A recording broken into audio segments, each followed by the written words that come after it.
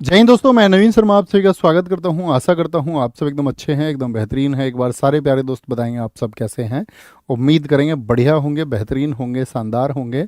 और सारे प्यारे साथियों का एकदम दिल से स्वागत है। अंकित कुमार, खुशबू, सेजल, इनोसेंट गर्ल, हंसू, मोनिका, कोमल, दीपक जाटव, नवीन सर का बायां हाथ, निकिता सैनी, उत्तम चतुर्वेदी, गुड्डू रानी, आर्यन कुमार, दिनेश कुमार, नवीन सर का क्रांतिवीर, शुभम पाल, हिमांशु, सारे प्यारे साथियों का स्वागत है।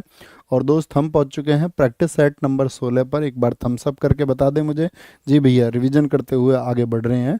और आप चिंता मत करो, हम अच्छे छात्र हैं और हम जानते हैं कि उन चीज़ों को हमको रिवाइज करके रख रहा है। ठीक है, आगे आएंगे। तो पहले क्वेश्चन का आंसर करें। पिछले प्रैक्टिस सेट के जो 5 क्वेश्चन हैं, तो साजो उत्सव कहाँ पर मनाया जाता है? तो साजो कहाँ पर मनाया जाता है? हिमाचल प्रदेश में। नलवारी भी यहीं का है, चैत्रौल, फुलैच सब यहीं के हैं। सुप्रीम कोर्ट की सहायक शक्ति कहाँ पर है? जो सब्सिडरी साथी आपका पावर है वो आर्टिकल 140 में है, आर्टिकल 140 में है। हेली पुच्छल तारा पहली बार कब देखा गया था? तो हेली पुच्छल तारा पहली बार देखा गया था 1986 में, 1986 में। कन्हेरी की गुफाएं कहाँ पर स्थित हैं? ये महाराष्ट्र में है। कहाँ पर है? महाराष्ट्र में है आपका। उदयगिरी खंडगिरी बहुत इंपॉर्टेंट है, जो उड़ीसा में मैंने आपको बताई थी। सुदीर्मन कप का संबंध किस खेल से है? तो वो बैडमिंटन से है। किससे है? बैडमिंटन से उसका संबंध है, बैडमिंटन। क्या आप मुझे बता सकते हैं बैडमिंटन किस देश का नेशनल गेम है? बैडमिंटन किस देश का नेशनल गेम है? तो क्या बोलोगे? मलेशिया का है भैया और इंडोनेशिया का है। एक बार स्कोर बताएंगे सारे साथी, तब हम आपका स्कोर देख के बताएंगे। पूरू 5 स्कोर है, विश्रुत 5 स्कोर है, सौरभ सिंह चंदेल 5 स्कोर है, अमृता कुमारी ठीक आंसर दे रहे हैं। और आपका कोमल पटेल 5 हैं, RWA के दीवाने 4 पर हैं और माधव यादव 4 पर हैं। तो शुरू करते हैं साथी आज की क्लास को बिना किसी देरी के। पहला क्वेश्चन आप लोगों के सामने है। झारखंड में मवेशियों के सम्मान में दिवाली के तुरंत बाद अमावस्या, देखो आपको पता होना चाहिए दिवाली कब मनती है? अमावस्या को मनती है, ठीक है। और होली कब मनती है? होली पूर्णिमा को मनती है, ठीक है। अमावस्या के अगले दिन मनाया जाता है, यानी कि आपका दिवाली के अगले दिन मनाया जाता है। कौन सा है? तो आपको पता होना चाहिए, सोहराय है। कौन सी जाति इसको मनाती है? संथाल ट्राइब। कौन सी? संथाल जाति इसको मनाती है, संथाल जाति इसको मनाती है, ये आपको पता होना चाहिए, संथाल जाति। रोहिणी की बात करते हैं। रोहिणी आपका साथी खेतों में फसल बोने का, ठीक है, खेतों में जो सीडिंग होती है, बीज बोने का त्यौहार है। खेतों में बीज बोया जाता है इसमें। मकर और भगता पर्व ये भी आपका कहाँ के हैं? झारखंड के ही हैं ये तो। अच्छा मुझे बताओ, जावा त्यौहार मनता है यहाँ पे? नहीं, झारखंड में। झारखंड की अगर हम बात करें, यहाँ पर जावा फेस्टिवल मनता है। हाँ जी, इसको कौन मनाती हैं?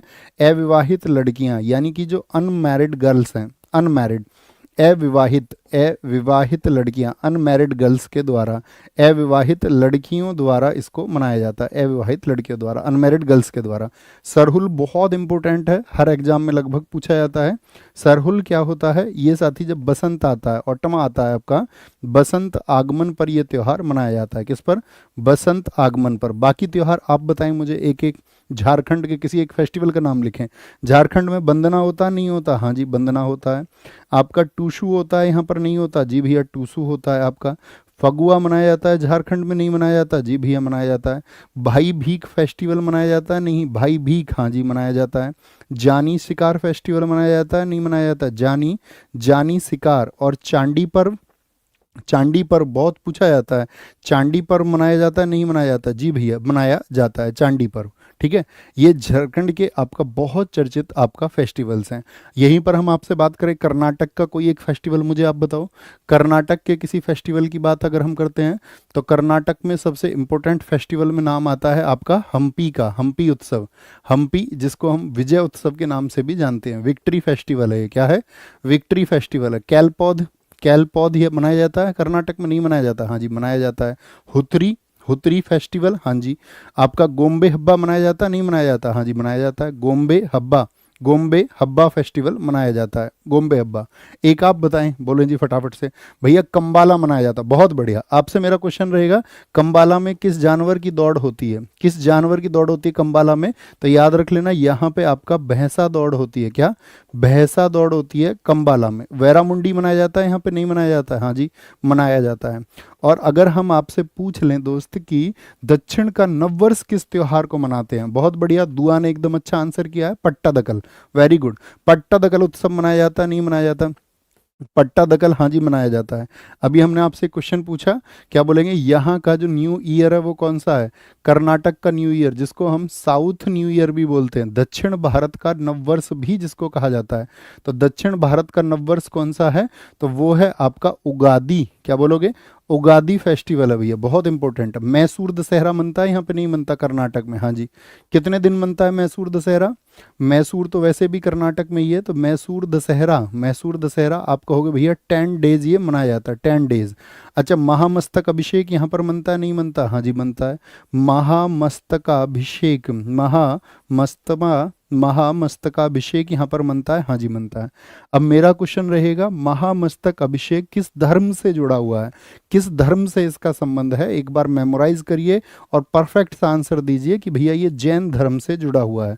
जैन धर्म का एक और त्योहार हमने आपको बता रखा था, पर्युषण। क्या बोलोगे? पर्युषण। पारस सैनी कह रहे हैं भैया आंध्र प्रदेश में भी उगादी, हाँ जी, वो दक्षिण भारत में मनाया जाता है बच्चों, पूरे साउथ इंडिया में उसको मनाया जाता है। राष्ट्रीय कथक नृत्य संस्थान की स्थापना किस वर्ष में हुई थी? कथक कहाँ का डांस है बताओ, कहाँ का क्लासिकल डांस है? तो आप कहेंगे उत्तर प्रदेश या नॉर्थ इंडिया का है। जो राष्ट्रीय कथक नृत्य संस्थान है, इसका हेडक्वार्टर जो है आपका वो नई दिल्ली में है, नई दिल्ली में। और किस मंत्रालय के अधीन ये आता है? संस्कृति मंत्रालय के, कल्चर मिनिस्ट्री के। किस मंत्रालय के अधीन है? संस्कृति मंत्रालय के अधीन है, संस्कृति मंत्रालय के। अच्छा, कब इसकी स्थापना की गई थी? कब? क्या बोलेंगे कब? तो 1964 में, 1964 में इसकी स्थापना की गई थी। अब आप मुझे बताएं एक बार, कला क्षेत्र फाउंडेशन की स्थापना कब हुई थी? कला क्षेत्र फाउंडेशन, बोलो जी। कला क्षेत्र फाउंडेशन की अगर हम बात करते हैं तो ये कब स्थापित किया गया था? तो कला क्षेत्र फाउंडेशन स्थापित किया गया था 1936 में। कहाँ पर? चेन्नई में। और किसने स्थापित किया था? रुक्मणी देवी अरुंडेल ने। किसने? रुक्मणी देवी अरुंडेल ने इसको स्थापित किया था, रुक्मणी देवी ने। ओके, अब मैं आपसे अगर क्वेश्चन पूछ लूं कि भैया जो रुक्मणी देवी हैं, इनका संबंध किस क्लासिकल डांस से है? बताएं जरा। रुकती नहीं है मनी, कहाँ पर? भारत में आपका। क्या बोलेंगे? रुकती मन नहीं है मनी। और यामिनी, यामिनी कृष्णमूर्ति भी कुचिपुड़ी से और भरतनाट्यम दोनों से संबंधित हैं। क्या बोलेंगे? दोनों से संबंधित हैं। ओके, अगर हम आपसे पूछें दोस्त दूसरा, नृत्य भारती कथक अकादमी, नृत्य भारती कथक अकादमी कहाँ का है? कथक अकादमी, ये भी कथक के लिए ही है। और आपका कहाँ पर स्थित है ये पूछा जा सकता है आपसे, तो आप बोलना पुणे में। भारत की आज़ादी पर 1947 में किसने स्थापित किया था? रोहिणी भाटे ने। और रोहिणी भाटे का संबंध किससे है? रोहिणी भाटे का संबंध किस क्लासिकल डांस से है? तो कथक से है उनका संबंध भी। किससे? कथक से। अगर हम आपसे पूछ लें, कदम्ब नृत्य केंद्र की स्थापना किसने की थी? कदम्ब नृत्य केंद्र, ये साथी आपका अहमदाबाद में है। कहाँ पर? अहमदाबाद में 1967 में स्थापित किया गया था। किसने स्थापित किया था? तो ये थी आपका कुमुदनी लखिया। अब मेरा क्वेश्चन रहेगा, कुमुदनी लखिया का संबंध किससे है? कुमुदनी लखिया का संबंध किस क्लासिकल डांस से है? कुमुदनी लखिया। तो सबका आंसर आए तभी आगे बढ़ेंगे। कुमुदनी लखिया का संबंध किस डांस से है? कथक। कथक। विशाल यादव जी का सबसे अच्छा और सबसे पहले आंसर आया। अब हम आपसे पूछेंगे, यामिनी स्कूल ऑफ डांस किसने स्थापित किया था? Yamini school of dance, Yamini school of dance किसने स्थापित किया था 1990 में नई दिल्ली में? बताओ जी, नई दिल्ली में किसने स्थापित किया था? तो वो थी आपका यामिनी कृष्णमूर्ति। कौन थी? यामिनी कृष्णमूर्ति थी। और यामिनी कृष्णमूर्ति जिनको कुचिपुड़ी की मसाल भी कहा जाता है, टॉर्च ऑफ कुचिपुड़ी भी इनको कहा जाता है। अच्छा, यामिनी कृष्णमूर्ति ने एक बुक भी लिखी है, उस बुक का नाम बता सकते हैं क्या आप? उस बुक का नाम बता सकते हैं? तो आप कहेंगे ए पैशन फॉर डांस। इनकी बुक कौन सी है? इनकी बुक का नाम है a passion for dance. A passion for dance, a passion for dance क्या है इनकी? ए पैशन फॉर डांस इनकी बुक का नाम है, a passion for dance. Okay, next. Maharashtra के किस भारतीय संगीतज्ञ को पद्म विभूषण 2023 प्राप्त हुआ? महाराष्ट्र के कौन से आपका संत हैं? बताएं जी, महाराष्ट्र के कौन से संगीतज्ञ? रामदास पलुसले हैं। रामदास पलुसले साथी तबला के लिए जाने जाते हैं। किसके लिए? तबला के लिए इनको जाना जाता है। ठीक है। भारत कामत कौन से वाद्य यंत्र को बजाते हैं? तबला के लिए इनको जाना जाता है, तबला के लिए। जाकिर हुसैन तबला के लिए जाने जाते हैं। किसके लिए? तबला के लिए। और मिलिंद दांते को जाना जाता है बांसुरी के लिए। तो बताएं 2023 में कौन चर्चित रहे थे? तो हम सब जानते हैं जाकिर हुसैन रहे थे, जाकिर हुसैन। इनसे क्वेश्चन पूछा जाएगा, इनको पद्म भूषण कब मिला था? BV फॉर भूषण, ये मिला था इनको 2002 में। कब मिला था? ये इनको 2002 में मिला था। पद्मश्री इनको कब मिला था? पद्मश्री इनको मिला था 1988 में, 1988 में। और सबसे कम उम्र में मिला था, सबसे कम उम्र में पद्मश्री पाने वाले, सबसे कम उम्र में पद्मश्री पाने वाले तबला वादक कौन है? तबला वादक, ठीक है। अच्छा, मेरा आपसे अगर क्वेश्चन रहे जाकिर हुसैन को ग्रैमी अवार्ड कितनी बार मिला है, तो क्या बता पाएंगे?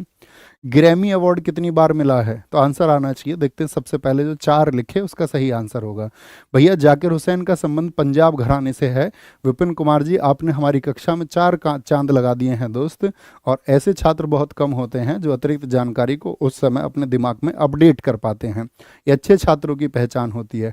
एस स्टार एकदम से ठीक आपने बताया, ठीक है। अच्छा, जैसे यहाँ पर तबला वादक आए, तो तबला वादकों की पहचान बताइए, किसी एक तबला वादक का नाम लिखिए। तो तबला वादक आप कहोगे जितने भी महाराज जी हैं, यानी कि जैसे समता प्रसाद हैं, समता प्रसाद, ठीक है, समता प्रसाद महाराज हैं, जिनको हम गुदई महाराज के नाम से जानते हैं। किस नाम से? गुदई महाराज के नाम से जानते हैं। तो जितने भी महाराज जी हैं, जितने भी, चाहे आप जिन भी महाराज जी का नाम जानते हो, जैसे किशन महाराज हो गए, किशन महाराज हो गए, तो किससे संबंध हो जाएंगे आपका? मैक्सिमम आपका तबला वादक से संबंधित हैं। घोष और बोस जितने भी हैं, जैसे नैन घोष और शंकर घोष है, नैन घोष और आपका शंकर घोष है। तो जिस नाम में शंकर या घोष आ जाए या बोस आ जाए, घोष आए या बोस आए, तो एक ही बात होगी। क्या बोलेंगे? जी भैया, कभी भी हम उस बात को भूलेंगे नहीं। अगर आपसे पूछे तलविंद सिंह का संबंध किससे है, तो तबला से है। तलविंद सिंह, तो तैल है, तलवा, क्या बोलोगे? तबला से याद रखना, तैल है। संदीप दास का संबंध किससे है? तो उनका संबंध भी तबला से है। रविंद्र यावागल का संबंध किससे है? रविंद्र यावागल का संबंध किससे है? रविंद्र यावागल का संबंध, तो आप कहेंगे भैया रविंद्र यावागल का संबंध भी तबला से है।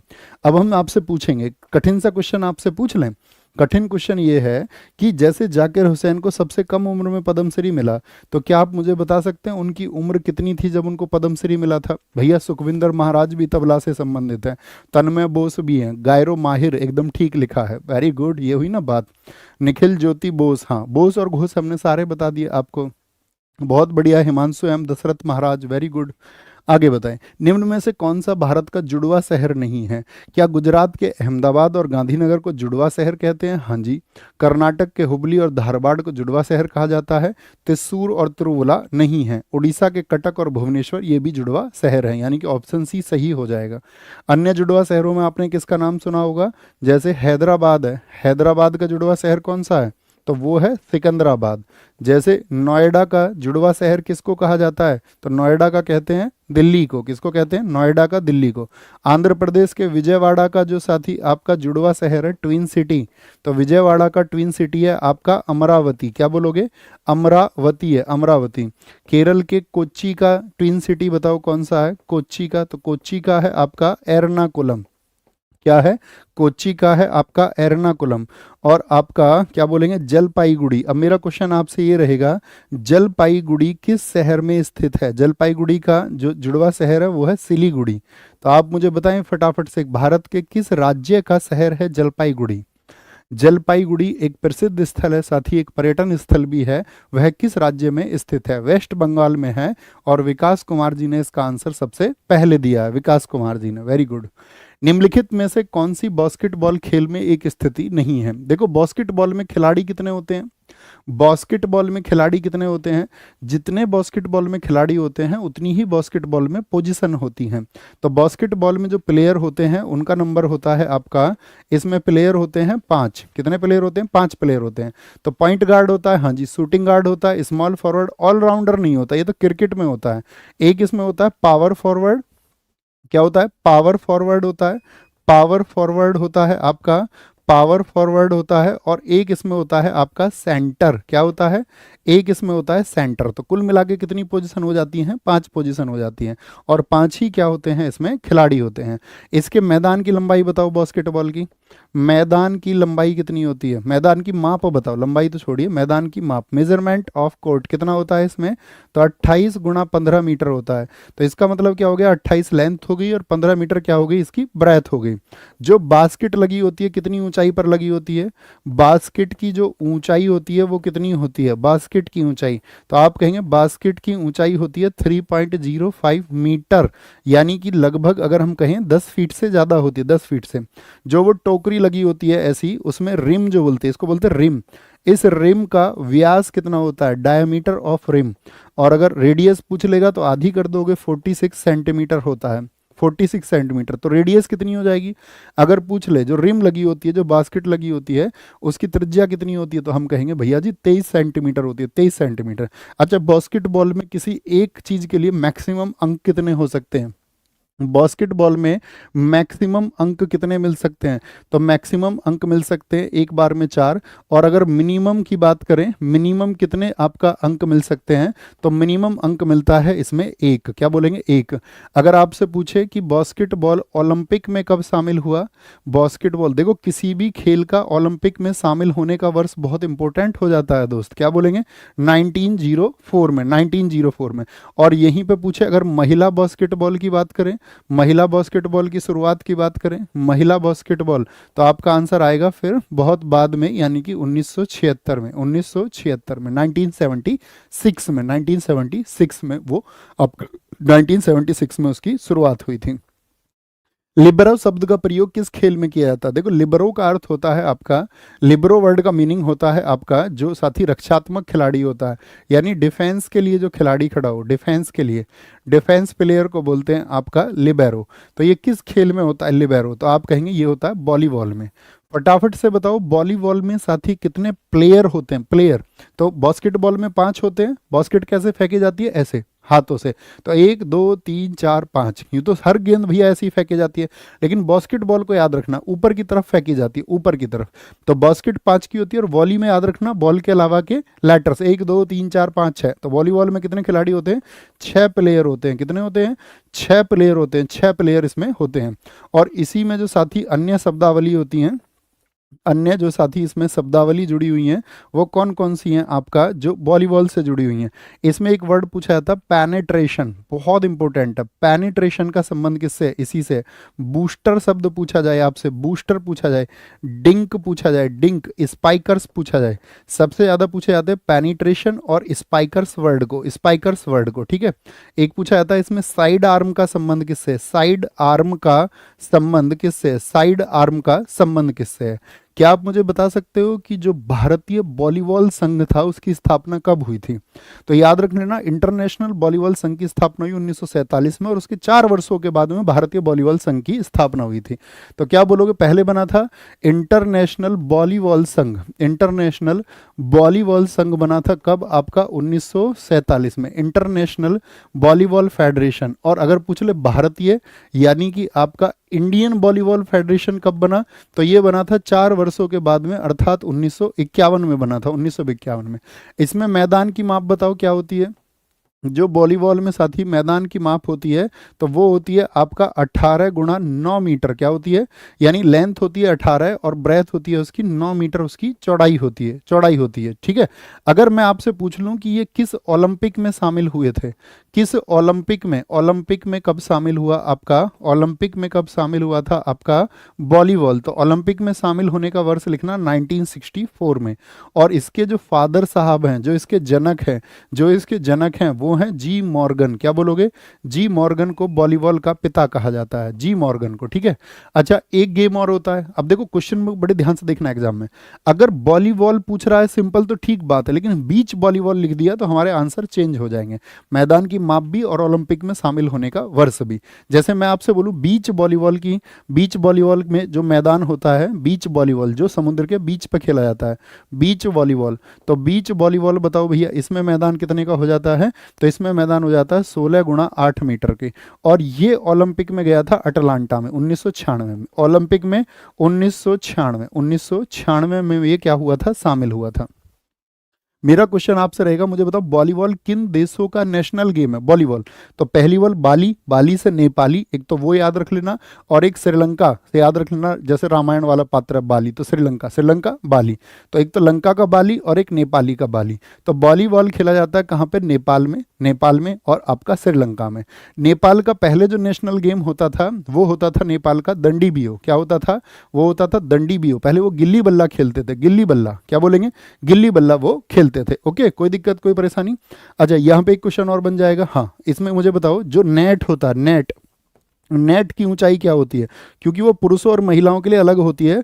और अगर मैं पूछूं, नेट सबसे ज़्यादा वॉलीबॉल का पूछा जाता है, कितना होता है? 2.43 मीटर। ये होता है पुरुष के लिए, मेल के लिए। और 2.24 मीटर ये होता है आपका महिला के लिए। किसके लिए? महिला के लिए होता है, महिला के लिए। अगर मैं पूछूं आपसे, बॉल कितनी भारी होती है? क्रिकेट, इतना बता दीजिए, चलो छोड़ो। क्रिकेट से भारी होती है कि क्रिकेट से हल्की होती है वॉलीबॉल की गेंद? क्रिकेट से भारी होती है। जैसे क्रिकेट हमने आपको बता रखा है, ठीक है, कि 155 से 163 ग्राम, हॉकी 155 से 163 ग्राम होती है। बहुत बढ़िया भैया, 250 ग्राम के आसपास होती है। अंशु गैंगवार ने आंसर भी दे दिया है। यार तुम मतलब इतना शार्प ब्रेन कैसे हो सकते हो कि जो मैं तुमसे पूछूं, ऐसे सब तो नहीं बताते, लेकिन बहुत सारे बच्चे ऐसे मौजूद रहते हैं जो फटाक से आंसर दे देते हैं, फटाक से, ठीक है, विद इन सेकेंड। गजब। द गाइड पुस्तक के लेखक निम्नलिखित में से कौन है? रोहिंटन मिस्त्री या नहीं? इन्होंने लिखी है ए फाइन बैलेंस। क्या लिखी है? A fine balance. बहुत चर्चित किताब है ये। क्या बोलोगे? A fine balance. A fine balance इनकी बुक है और बहुत चर्चित किताब है, ए फाइन बैलेंस। क्या आर के नारायण है? एकदम से ठीक आंसर आ जाएगा जी भैया, आर के नारायण। अच्छा, आर के नारायण जी की और कौन कौन सी पुस्तक है आपकी? द गाइड, इस पर देवानंद की मूवी है एक, यूट्यूब पे है, जब फ्री रहो तो देखना। जीवन जीने के लिए तुमको मतलब सिखाएगी। गाइड मूवी को देखना, देवानंद, इसी उपन्यास पर बनी है वो, ठीक है। अगर एक और पूछे आपसे, वेटिंग फॉर ए महात्मा किसकी है? Waiting for a Mahatma, waiting for a Mahatma. अच्छा, वेटिंग फॉर ए वीजा किसकी थी? तो वो बाबा साहब भीमराव अंबेडकर की पुस्तक थी, ठीक है। स्वामी एंड फ्रेंड्स किसकी है? स्वामी एंड फ्रेंड्स, ये किसकी बुक है? स्वामी एंड फ्रेंड्स, ये आपका आर के नारायण की बुक है। द इंग्लिश टीचर, आप भी बताओ एक आध बुक। द इंग्लिश टीचर किसकी बुक है? वो इन्हीं की बुक है, इंग्लिश टीचर। मालगुडी डेज इन्हीं की बुक है, मालगुडी डेज बहुत पूछी जाती है। मालगुडी डेज किसकी पुस्तक है? इन्हीं की पुस्तक है। टॉकेटिव मैन किसकी पुस्तक है? टॉकेटिव, क्या बोलोगे? टॉकेटिव मैन इन्हीं की पुस्तक है, ठीक है। द डार्क रूम किसकी पुस्तक है? द डार्क रूम इन्हीं की बुक है। द डार्क रूम, ठीक है, वो किसकी बुक है? इन्हीं की बुक है। और the world of Nagraj, the world of Nagraj. अच्छा, नागराज किसी ने कॉमिक्स पढ़ी है? नागराज कॉमिक्स पढ़ने वाला कोई है कैरेक्टर? हमारे टाइम पे तो आती थी, हमारे स्कूल में मिलती थी, लाइब्रेरी में, ठीक है। 1 रुपया जमा करोगे और तो आपको मिलेगी, आपका 3 दिन के लिए कॉमिक्स मिलेगी, है ना। हालांकि सरकारी स्कूल था हमारा, लेकिन उसके जो लाइब्रेरियन साहब थे, हमारे पड़ोस के गांव के थे, और वो जानते थे बच्चों को कॉमिक्स पढ़ने में अच्छा लगता है, तो फिर वो बंद हो गई थी। एक ही साल चली थी हमारी, जब हम 6ठी क्लास में थे, 6th में थे।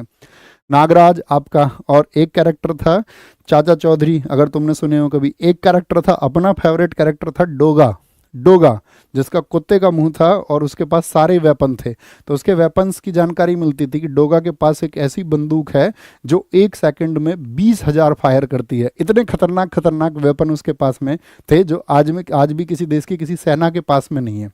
सुनिए, तुमने नहीं सुनी, ठीक है, बोले जी फटाफट से।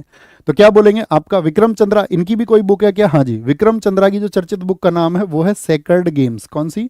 सेक्रेड गेम्स इनकी बुक है, सेक्रेड गेम्स, बहुत चर्चित किताब है और पूछी जाती है, सेक्रेड गेम्स। शशि थरूर की अगर बात करें आपसे, शशि थरूर, इन्होंने भी बहुत चर्चित किताबें लिखी हैं और एसएससी के फेवरेट राइटर्स में से एक हैं शशि थरूर। तो बताएं भैया, इनकी किताब कौन सी है? इनकी किताब है Kerala god own country, Kerala god's own country. क्या बोलोगे? गॉड्स ऑन कंट्री, ये किसकी बुक है?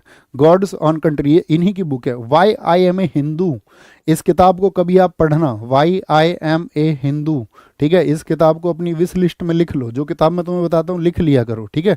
क्या बोलेंगे? अंबेडकर ए लाइफ, बाबा साहब भीमराव अंबेडकर जी के संघर्ष को इन्होंने लिखा है, पढ़ना कभी।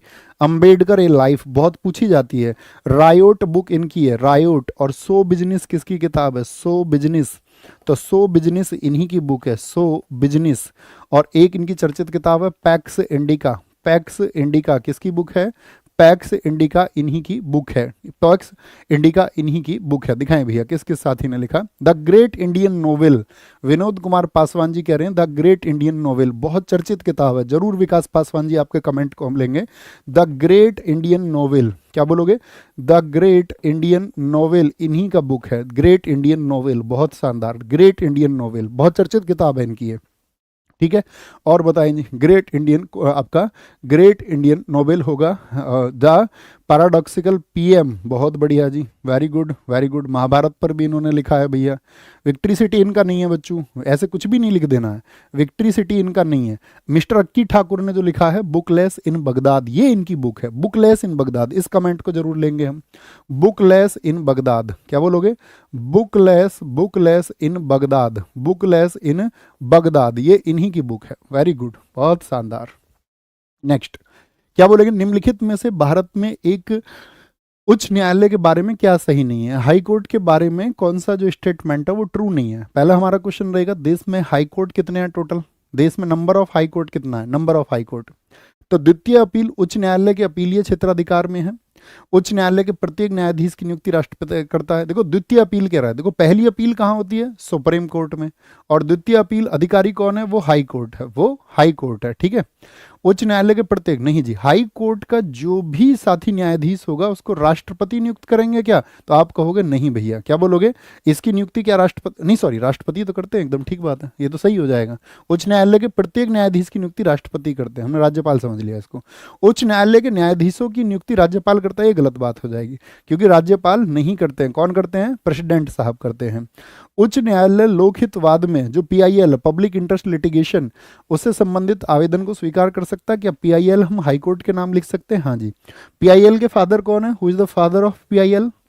PIL जिसको जनहित याचिका कहते हैं, जनहित याचिका के जनक किसको कहा जाता है? किसको कहा जाता है? कौन थे वो न्यायमूर्ति?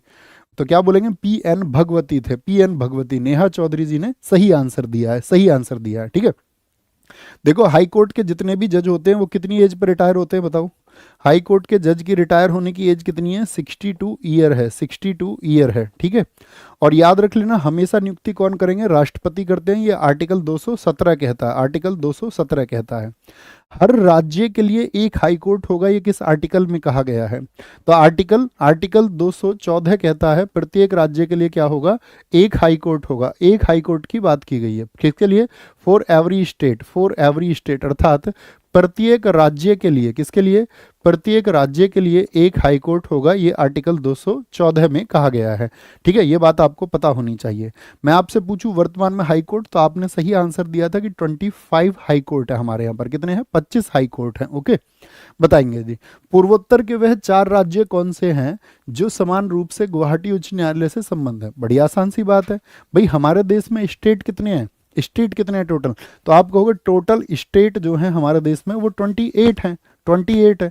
तो क्या हमारे देश में 28 हाई कोर्ट हैं? आप कहोगे नहीं भैया, हाई कोर्ट तो 25 हैं, 25 हाई कोर्ट हैं। तो 25 हाई कोर्ट में से यानी 3 के लिए नहीं है, तो 3 किसी और से जुड़े हुए होंगे, तो 3 को दे रखा है गुवाहाटी को दर्जा।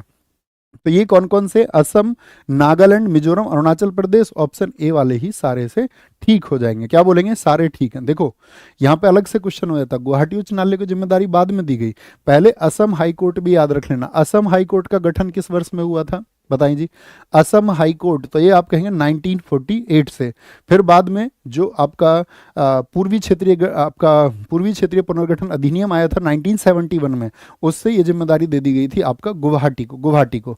लेकिन यहाँ पर खंडपीठ बना रखी हैं, जैसे नागालैंड के लिए खंड की पीठ कहाँ पर है? तो नागालैंड के लिए है कोहिमा में, सबसे पहले यही बनी थी, कोहिमा। बेंच बनी थी यहाँ पर 1972 में। देखो बेंच समझते हो ना, जैसे यूपी में हाई कोर्ट कहाँ पर है? इलाहाबाद में है, लेकिन यूपी हाई कोर्ट की एक बेंच भी है जो कहाँ पर है? वो लखनऊ में है, तो उसको बोलते हैं पीठ, ठीक है। जैसे बड़ा राज्य हो गया, ज्यादा लोग हो गए, तो उसकी बेंच भी बना दी जाती है, सेंटर में कहीं बेंच बना ली जाती है। ऐसे ही मिजोरम के लिए बेंच कहाँ पर बनाई गई थी? तो मिजोरम के लिए बनाई गई थी आइजोल में, और आइजोल में बेंच बनी थी 18 साल बाद, अर्थात 1990 में। और फिर आपका अरुणाचल प्रदेश की बेंच कहाँ पर है? तो वो है ईटानगर में। कहाँ पर है? वो ईटानगर में है। कहाँ पर है? ईटानगर में। और ईटानगर की जो बेंच बनाई गई थी वो बनाई गई थी सन 2000 में। कब? सन 2000 में बनाई गई थी, ओके। तो ये 4 हैं, ये ये चारों आपको पता होनी चाहिए। अच्छा मुझे बताओ देश का पहला हाई कोर्ट कौन सा है? फर्स्ट हाई कोर्ट, पहला हाई कोर्ट बताओ। पहला जो हाई कोर्ट है हमारे देश का वो है कलकत्ता का। सुप्रीम कोर्ट भी हालांकि यहीं पर स्थापित हुआ था, लेकिन हाई कोर्ट बहुत पूछा जाता है। तो पहला हाई कोर्ट ये है, कब का है? 1 जुलाई 1862, 1 जुलाई 1862। और ये जो कलकत्ता हाई कोर्ट है इसमें और कौन कौन से क्षेत्र जुड़ते हैं? तो इसमें वेस्ट बंगाल भी, वेस्ट बंगाल का क्षेत्र है, और साथ में अंडमान निकोबार भी, ये भी याद रख लेना। क्योंकि देखो ऐसे देखोगे ना आप कौन किसके समीप है, तो इधर अंडमान निकोबार है तो इसके समीप कौन पड़ता है? बंगाल। इधर लक्षद्वीप है तो लक्षद्वीप के लिए हाई कोर्ट कौन सा लग जाएगा? तो केरल लग जाएगा, केरल लग जाएगा। तो ये आपको पता होना चाहिए। दूसरा हाई कोर्ट बताओ हमारे देश में कब स्थापित हुआ? तो दूसरा हाई कोर्ट स्थापित हुआ आपका 14 अगस्त 1862 को, 14 अगस्त 1862 को, और 14 अगस्त 1862 को। और तीसरा हाई कोर्ट कब बना? अगले दिन ही। तीसरा हाई कोर्ट बना 15 अगस्त 1862 को। तो 14 अगस्त को बना था बम्बई में, कहाँ पर? बम्बई में। और 15 अगस्त को बना था आपका मद्रास में, मद्रास में। अच्छा मुझे बताओ जो साथी आपका इलाहाबाद हाई कोर्ट है उसकी स्थापना कब हुई थी? इलाहाबाद हाई कोर्ट की, इलाहाबाद हाई कोर्ट ये चौथा हाई कोर्ट है देश का, फोर्थ हाई कोर्ट, 1866 में। और इसके 100 वर्षों के बाद में बना था दिल्ली हाई कोर्ट। तो दिल्ली हाई कोर्ट की स्थापना कब हुई थी? वो हुई थी 1996 को, 1996 को हुई थी। ठीक है। अब हम आपसे एक क्वेश्चन पूछेंगे, जैसे कि हम पूछ ले आपसे पुडुचेरी, पुडुचेरी का हाई कोर्ट कौन सा है? बता सकते हैं क्या आप? पुडुचेरी का हाई कोर्ट कौन सा लगेगा? पुडुचेरी का परफेक्ट आंसर आना चाहिए सारे लोगों का। तो आप कहेंगे पुडुचेरी का हाई कोर्ट, भैया जी पुडुचेरी का जो हाई कोर्ट है वो तमिलनाडु है, तमिलनाडु। अच्छा हम आपसे पूछ लें राजस्थान का जो हाई कोर्ट है उसकी बेंच कहाँ पर है?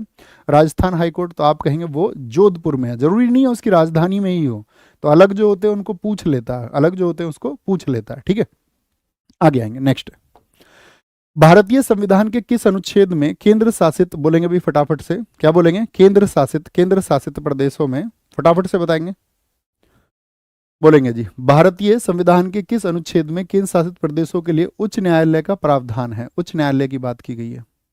वेरी गुड, 241 बता रहे हैं बहुत सारे लोग, अनुच्छेद 241। वेरी गुड, बहुत शानदार, गजब आंसर है। ठीक है, देखो 240 में भी यही बात की गई है। यूटी के लिए जो रेगुलेशन राष्ट्रपति की शक्ति है, यूटी के लिए हाई कोर्ट के संबंधित में यूटी के लिए विनियमन, यूटी के लिए विनियम, क्या बोलोगे? विनियम शक्ति किसके पास होती है? तो वो होती है प्रेसिडेंट के पास में। किसके?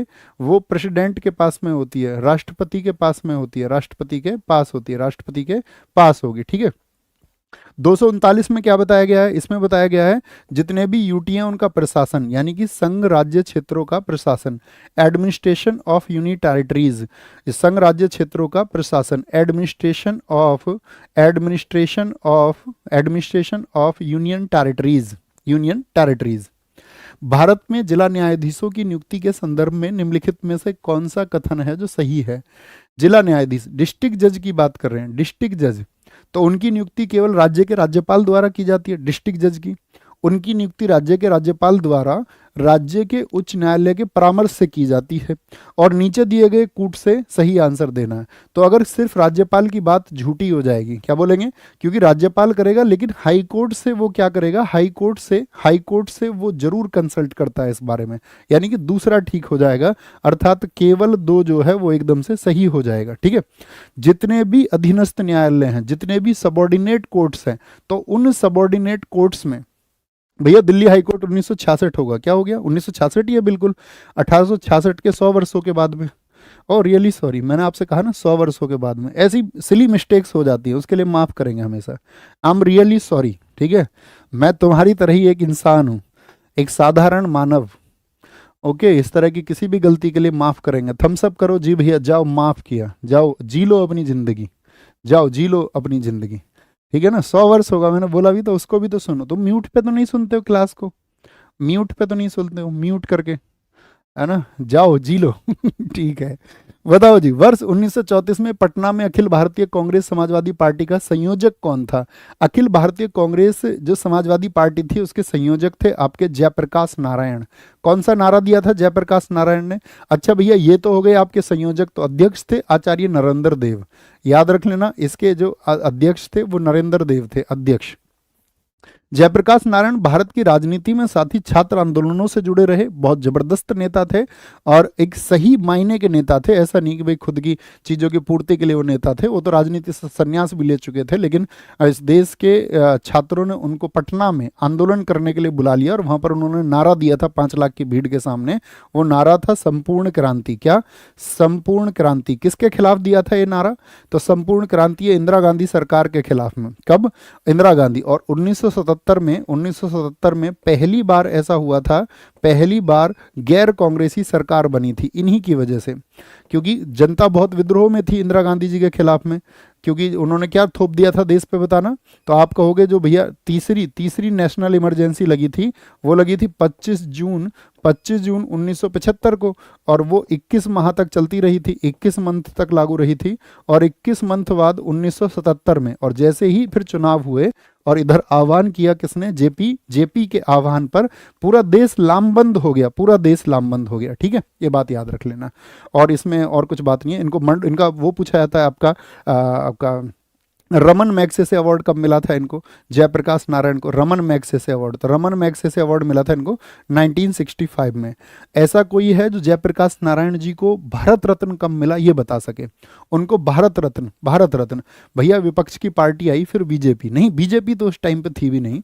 बीजेपी तो फिर जब इनकी डेथ हो गई ना जब आपका जयप्रकाश नारायण की, तो इनकी पार्टी का नाम था बच्चू जनता पार्टी। जनता पार्टी के बाद में फिर आपका जब इनकी डेथ हो गई तो फिर उसमें से बहुत सारे संघ बने, और उसमें से अटल बिहारी वाजपेयी जो थे उन्होंने 1980 में बनाई थी बीजेपी। तो ठीक है, बीजेपी का गठन कब हुआ है? 1980 में। इस समय तक तो बीजेपी नहीं थी। ओके, ये बात याद रख लेना। ठीक है, आगे आएंगे। नेक्स्ट है जी, अगले क्वेश्चन पर आए। व्यक्तिगत सत्याग्रह में विनोबा भावे को प्रथम सत्याग्रही चुना गया। दूसरा कौन था? देखो, जो आपका व्यक्तिगत सत्याग्रह चला किस वर्ष में चला था? इसके पहले हमको बैकग्राउंड जानना पड़ेगा कि भैया इसके पहले सत्याग्रही कौन थे। पहले तो विनोबा भावे, दूसरे थे इसके जवाहरलाल नेहरू, और इसके तीसरे सत्याग्रही कौन थे? तीसरे थे ब्रह्मदत्त। याद रख लेना, बीपीएससी में पूछा गया क्वेश्चन था, बहुत अच्छा। तीसरे ब्रह्मदत्त थे। देखो 8 अगस्त 1940 को देश में क्या आया था? इस दिन आया था अगस्त प्रस्ताव। और अगस्त जो रिजोल्यूशन था, अगस्त रिजोल्यूशन को किसने प्रेजेंट किया था? तो अगस्त रिजोल्यूशन को प्रेजेंट किया था उस समय का जो वायसराय था लिनलिथगो। मैंने आपको बताया था लिनलिथगो का कार्यकाल बताओ जरा। अब लिनलिथगो भारतीयों को बहकाना चाह रहा था, क्योंकि इस टाइम पे चल रहा था सेकेंड वर्ल्ड वॉर। और सेकेंड वर्ल्ड वॉर में ये क्या करना चाहता था कि भारतीयों को मनाना चाह रहा था 1939 से 45 कि भाई हमारा सहयोग करो। लेकिन ये हमको चूरन पहले ही दे चुके थे, फर्स्ट वर्ल्ड वॉर में भी 1914-18 में भी यही कहा था, गांधी जी को बहका लिया था इन्होंने। तो क्या बोलेंगे, ये चूरन, अब हम इनके चूरन को बार बार एक्सेप्ट नहीं कर सकते थे। हमने कहा नहीं भैया, अब तुम कह रहे हो डोमिनियन स्टेटस, अब तो हम डोमिनियन स्टेटस तो मांग ही नहीं रहे हैं। डोमिनियन स्टेटस तो चाचा हम बहुत पहले मांग रहे थे। अभी तो चाचा 1929 के लाहौर अधिवेशन से हम पूर्ण स्वराज मांग रहे हैं, पूरी स्वतंत्रता हमको चाहिए। किस अधिवेशन में पूर्ण स्वराज की बात हुई? 1929 लाहौर अधिवेशन में। तो इन्होंने क्या बोला कि भाई इसकी बात को खत्म करो। और फिर भारतीयों को मनाने के लिए इसी समय पर क्या भेजा था अंग्रेजों ने? Cripps mission. ये भी भारतीयों को मनाने आया था, सेकेंड वर्ल्ड वॉर में भारतीयों का सहयोग प्राप्त कर सके। क्रिप्स मिशन कब आया था भारत में? 1942 में आया था। तो लेकिन क्या ये कामयाब हुए थे? सब नहीं, कामयाब नहीं हुए थे। तो इसी अगस्त प्रस्ताव के विरोध में व्यक्तिगत सत्याग्रह शुरू हुआ था 1940 में ही। क्या शुरू हुआ था? इसी के विद्रोह में आपका व्यक्तिगत इंडिविजुअल सत्याग्रह। क्या बोलोगे? व्यक्तिगत सत्याग्रह शुरू हुआ कब? 1940 में, 1940 में। इसमें क्या होता था? प्रत्येक व्यक्ति जिला कलेक्ट्रेट पर जाता था और जिला कलेक्ट्रेट पर जाकर के स्पीच देता था और फिर अपनी क्या देता था? वो गिरफ्तारी देता था। ये बात याद रख लेना। अच्छा, हम आपसे पूछ लें, जैसे कि यहाँ पर नाम जुड़ा हुआ विनोबा भावे जी का, तो विनोबा भावे जी का आश्रम कौन सा था बताओ? विनोबा भावे जी का आश्रम, विनोबा भावे ये किस आश्रम से जुड़े हुए थे? तो इनका एक आश्रम था पवनार, और यहीं से ये आंदोलन शुरू हुआ था। क्या बोलेंगे? पवनार से ये शुरू हुआ था। और पवनार कहाँ, किस राज्य में है पवनार? तो पवनार महाराष्ट्र में, और यहीं पर नारा दिया गया था दिल्ली चलो। तो कभी भी पूछे दिल्ली चलो का नारा किस आंदोलन का है, तो आप कहोगे व्यक्तिगत सत्याग्रह का है, व्यक्तिगत सत्याग्रह का है। ठीक है, व्यक्तिगत सत्याग्रह का, ये हमको पता होना चाहिए। अगर कभी भी आपसे पूछे कि जो अगस्त प्रस्ताव है इसका विद्रोह किसने किया था, तो इसका विद्रोह दोनों ने किया। दोनों से मतलब है आपका इंडियन नेशनल कांग्रेस ने भी, और साथ में हमारे देश में जो मुस्लिम लीग था उसने इसका विरोध किया था। क्या किया था? उसने इसका विरोध किया था। ये बात आपको पता होनी चाहिए, विरोध किया था। 14 जुलाई 1942 को कांग्रेस कार्य समिति द्वारा भारत छोड़ो आंदोलन का प्रस्ताव कहां पारित हुआ? भारत छोड़ो आंदोलन का प्रस्ताव कहां पारित हुआ? तो बंबई में पारित हुआ था, वर्धा में पारित हुआ था, या लखनऊ में? तो पहले बोलेंगे शुरुआत में, इनिशियल स्टेज में महाराष्ट्र के वर्धा में, और पुनः बंबई में। क्या बोलोगे? पुनः ये बंबई में, फिर से पुनः बंबई में। क्या डेट थी बताना जरा। तो क्या बोलेंगे? भारत छोड़ो आंदोलन, क्विट इंडिया मूवमेंट। क्या बोलोगे? क्विट इंडिया मूवमेंट, QIM इसको बोलते हैं। इसकी डेट थी भैया 8 अगस्त 1942। सेकेंड वर्ल्ड वॉर चल ही रहा था और ये सही मौका था। तो ये कहाँ से शुरू हुआ था? ये शुरू हुआ था ग्वालियर टैंक मैदान से। कहाँ से? ग्वालियर टैंक मैदान कहाँ पर स्थित है भैया? ग्वालियर टैंक मैदान आपका मुंबई में स्थित है। कहाँ पर है? मुंबई में स्थित है, मुंबई में स्थित है ग्वालियर टैंक मैदान। ओके, तो ये जो ग्वालियर टैंक मैदान है, यहाँ से शुरू होकर के अंग्रेज सरकार को पता चल गया कि भारतीय लामबंद हो रहे हैं, तो उसने क्या चला दिया? ऑपरेशन जीरो, और सभी लोगों को गिरफ्तार करना शुरू किया। ऑपरेशन जीरो द्वारा गिरफ्तार। ऑपरेशन जीरो में मैंने कल बताया एक ऑपरेशन था रूबिकॉन, जो सूचना देता गांधी जी के बारे में, गांधी जी के बारे में। यहां पर मोहनदास करमचंद गांधी का क्या नारा था? डू और डाई। क्या बोलोगे? डू और डाई। और यही सिचुएशन तुम्हारी होनी चाहिए, तुम्हारी सिचुएशन होनी चाहिए। भारत छोड़ो आंदोलन, अगर आपको साथी अपने जीवन से उस दरिद्रता को मिटाना है, उस गरीबी को आपको अपने जीवन से मिटाना है, यानी कि तुमको अगर अपने जीवन में खुद के ऊपर चलाना ना, नहीं गरीबी छोड़ो आंदोलन, तो तुमको दो चीजें याद रख लेनी है, डू और डाई। और एक नेहरू जी का नारा इसी समय का था, आराम हराम है। क्या दिया था उन्होंने? नेहरू जी ने आराम हराम। क्या दिया था? आराम हराम है। अगर ये दो चीजें तुमने अपने जीवन में अपना ली, तो फिर तुमको सफलता तक पहुंचने से कोई नहीं रोक सकता। दो चीजें अपनानी है हमेशा। थम्स अप करो जी भैया, अपनाएंगे भैया। 9 अगस्त इसकी डेट कहीं कहीं लिखी रहती है। 9 अगस्त बच्चों इसलिए कहते हैं क्योंकि गांधी जी का ये मानना था कि हमारे देश में जो आपका वो आपका काकोरी एक्शन हुआ था, तो काकोरी एक्शन हुआ था 9 अगस्त 1925 को। इसलिए माना जाता है, गांधी जी का मानना यह था कि इसको हम काकोरी एक्शन की एनिवर्सरी पर शुरू करेंगे 17 वर्षों के बाद में, यानी कि 9 अगस्त 1942 को शुरू करना था, लेकिन 8 अगस्त की रात ये शुरू हो गया था, और एसएससी इसको 8 अगस्त ही मानती है। ठीक है, 8 अगस्त ही मानती है क्योंकि रात में शुरू हो गया था। तो ये दोनों चीजें याद रखेंगे। हाँ जी। अच्छा, यहाँ पर क्या इंपॉर्टेंट और चीज है आपका, यहाँ पर मुझे बताओ, जो भूमिगत रेडियो चलाया था वो किसने चलाया था? भूमिगत अंडरग्राउंड रेडियो, जो खबर देते रहते थे लोगों को, तो अंडरग्राउंड रेडियो यहां पर चलाया था आपका एक तो उषा मेहता इसी आंदोलन के दौरान, और दूसरे थे आपका, क्या बोलेंगे, दूसरे थे आपका राम मनोहर लोहिया जी। राम मनोहर लोहिया जी। अच्छा बताओ, राम मनोहर लोहिया जी हमारे देश में किस विचारधारा के समर्थक है? कौन सी इनकी आइडियोलॉजी है जो देश में आपका बहुत पूछी जाती है, या आपका बहुत सारी पार्टी जो उस पर काम करती है और अक्सर बात करते हो आपको दिखते होंगे, तो आप कहेंगे राम मनोहर लोहिया जी का आदर्श था आपका किसका? समाजवादी व्यवस्था का, यानी कि एक सोशलिज्म की बात ये करते थे।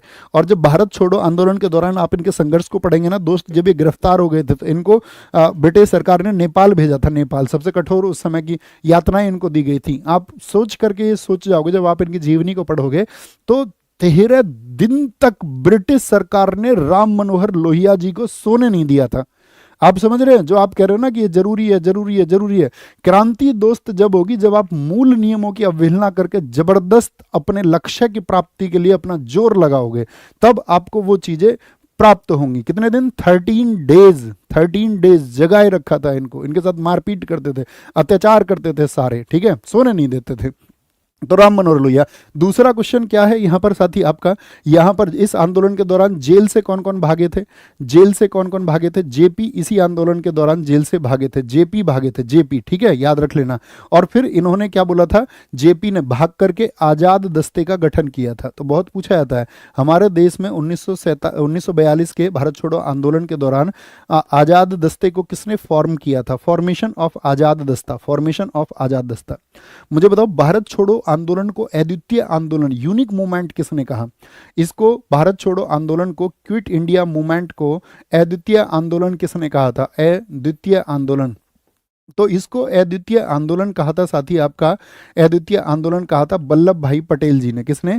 वल्लभ भाई पटेल जी ने इसको कहा था। वल्लभ भाई पटेल जी ने इसको अद्वितीय, यूनिक मूवमेंट का दर्जा दिया था। वल्लभ भाई पटेल जी ने दिया था, वल्लभ भाई पटेल जी ने। अगर मैं आपसे पूछूं अवज्ञा, इसमें जो साथी एक सेल बनी हुई थी, अवज्ञा और प्रतिरोध महिला, अवज्ञा और प्रतिरोध। महिला नेत्री इसमें कौन थी, कौन सी महिला नेता थी जो इसमें जुड़ी हुई थी, महिला नेत्री, तो वो थी आपका कौन, अरुणा आसफ अली।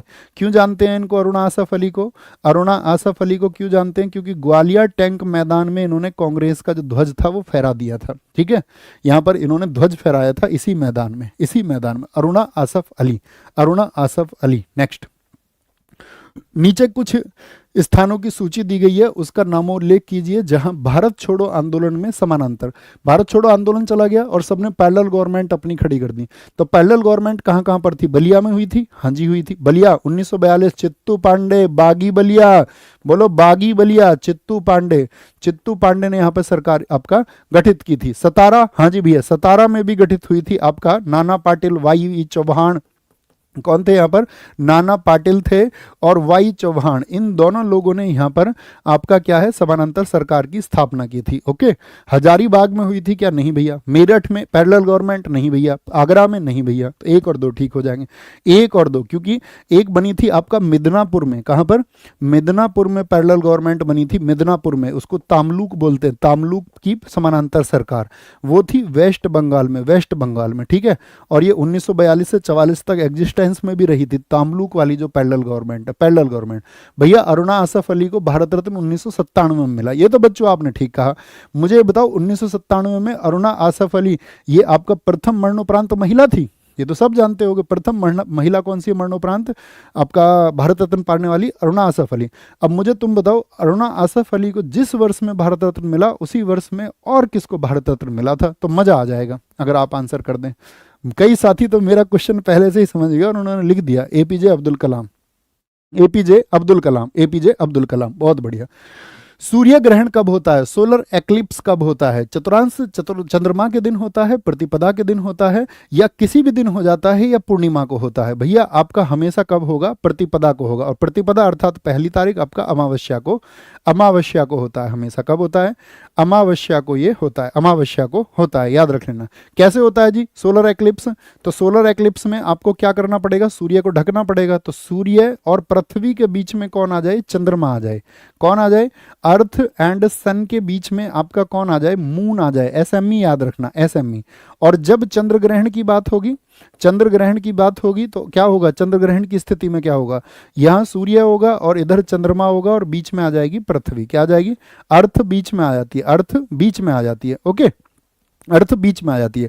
अब अगर हम पूछे यहीं पे चंद्र ग्रहण से संबंधित एक घटना है, ब्लू मून, ब्लू मून क्या होता है बताओ, ब्लू मून क्या होता है, एक माह में कितनी पूर्णिमा होती है, एक माह में 2 पूर्णिमा होती हैं, कितनी, एक माह में जब 2 पूर्णिमा आ जाए तो उसी घटना को हम बोलते हैं ब्लू मून। लेकिन दोनों को नहीं, जो दूसरी पूर्णिमा होती है, क्या बोलोगे, दूसरी पूर्णिमा होती है। मुझे बताओ दोनों पूर्णिमा के बीच में कितने दिन का डिफरेंस होता है, दोनों पूर्णिमा के बीच में कितने दिन का डिफरेंस होता है, तो आप बोलोगे दोनों के बीच में 29.5, 29.5 दिन का अंतर होता है। अब मैं आपसे पूछूंगा सूर्य का प्रकाश पृथ्वी पर कितनी देर में पहुंचता है, सूर्य का प्रकाश पृथ्वी पर कितनी देर में पहुंचता है, तो गजब सा उत्तर आए, गजब, ऐसा उत्तर जो हिंदुस्तान में ना आया हो, तो आप कहेंगे 8 मिनट और भैया 16 सेकंड कहीं कहीं लिखा होता है, कहीं कहीं पर उसको 20 सेकंड भी हम कहते हैं, ज्यादा सटीक 20 है। 2 ग्रह जिनके कोई आपका सैटेलाइट ही नहीं है, उपग्रह नहीं है, तो अगर पूछे बुध के कोई है, बुध के, मरकरी के, तो मरकरी के कितने हैं, 0 है, मरकरी के कितने हैं, 0 है, शुक्र के कितने हैं, बुध दूसरे नंबर पे शुक्र आता है, शुक्र के कितने बताओ, शुक्र अर्थात वीनस के कितने सैटेलाइट है, वीनस के 0 है। इसके बाद में पृथ्वी, पृथ्वी का अकेला एक चंद्रमा है, एक चंद्रमा है। अच्छा, ऐसा क्लास में कोई होनहार बच्चा जो सारे उपग्रह बता दे, टोटल उपग्रह कितने हैं, 8 ग्रहों के कुल उपग्रह कितने हैं, जो ये बता देगा उसको अपनी तरफ से ये समझो जिस दिन वो आएगा, आज उसका नाम नोट कर लेना, है ना, नाम नोट कर लेना जो सबसे पहले ठीक आंसर बताए। लेकिन तुम्हें पता है ठीक आंसर क्या होगा, तुमने ऐसा माउस क्यों चलाया इतनी जल्दी, है कैसे पता चलेगा तुम्हें ठीक कौन बता रहा आंसर है, अरे कुछ जवाब तो दो, मुझे नहीं पता, फिर तुम माउस को ऐसे क्यों झपटे इस पे, माउस पे एकदम से, तुम बिल्ली हो या इसको चूहा समझ रहे हो तुम, अरे बताओ शिल्पी, हंसरी है देख रहे हो बताओ जी। पृथ्वी, पृथ्वी के बाद में फिर आपका मंगल है, मंगल के कितने हैं भैया, मार्स के 2 होते हैं, 2, कौन कौन से, फोबोस और डीमोस, क्या बोलोगे, फोबोस और डीमोस होते हैं, क्या बोलेंगे, फोबोस और डीमोस होते हैं, फोबोस और डीमोस होते हैं। मंगल के बाद में कौन आ जाता है आपका, बृहस्पति आ जाता है, बृहस्पति। जुपिटर, जुपिटर के कितने होते हैं बताओ भैया, जुपिटर के अगर हम बात करें आपसे 95 है। और इसके सबसे इंपॉर्टेंट है कि इसका जो गैनीमीड है वो सबसे बड़ा उपग्रह है। कौन सा, गैनीमीड सबसे बड़ा है। क्या बोलोगे, गैनीमीड सबसे बड़ा उपग्रह कौन सा है, या आपसे पूछे biggest satellite in the universe, तो वो अब तक ज्ञात में गैनीमीड है। कौन सा, गैनीमीड। कैलिस्टो पूछे किसका उपग्रह है, कैलिस्टो। यूरोपा पूछ ले, यूरोपा किसका उपग्रह है, तो आप कहेंगे भैया ये सब हैं आपके किसके, यूरोपा, तो वो है आपका बृहस्पति का।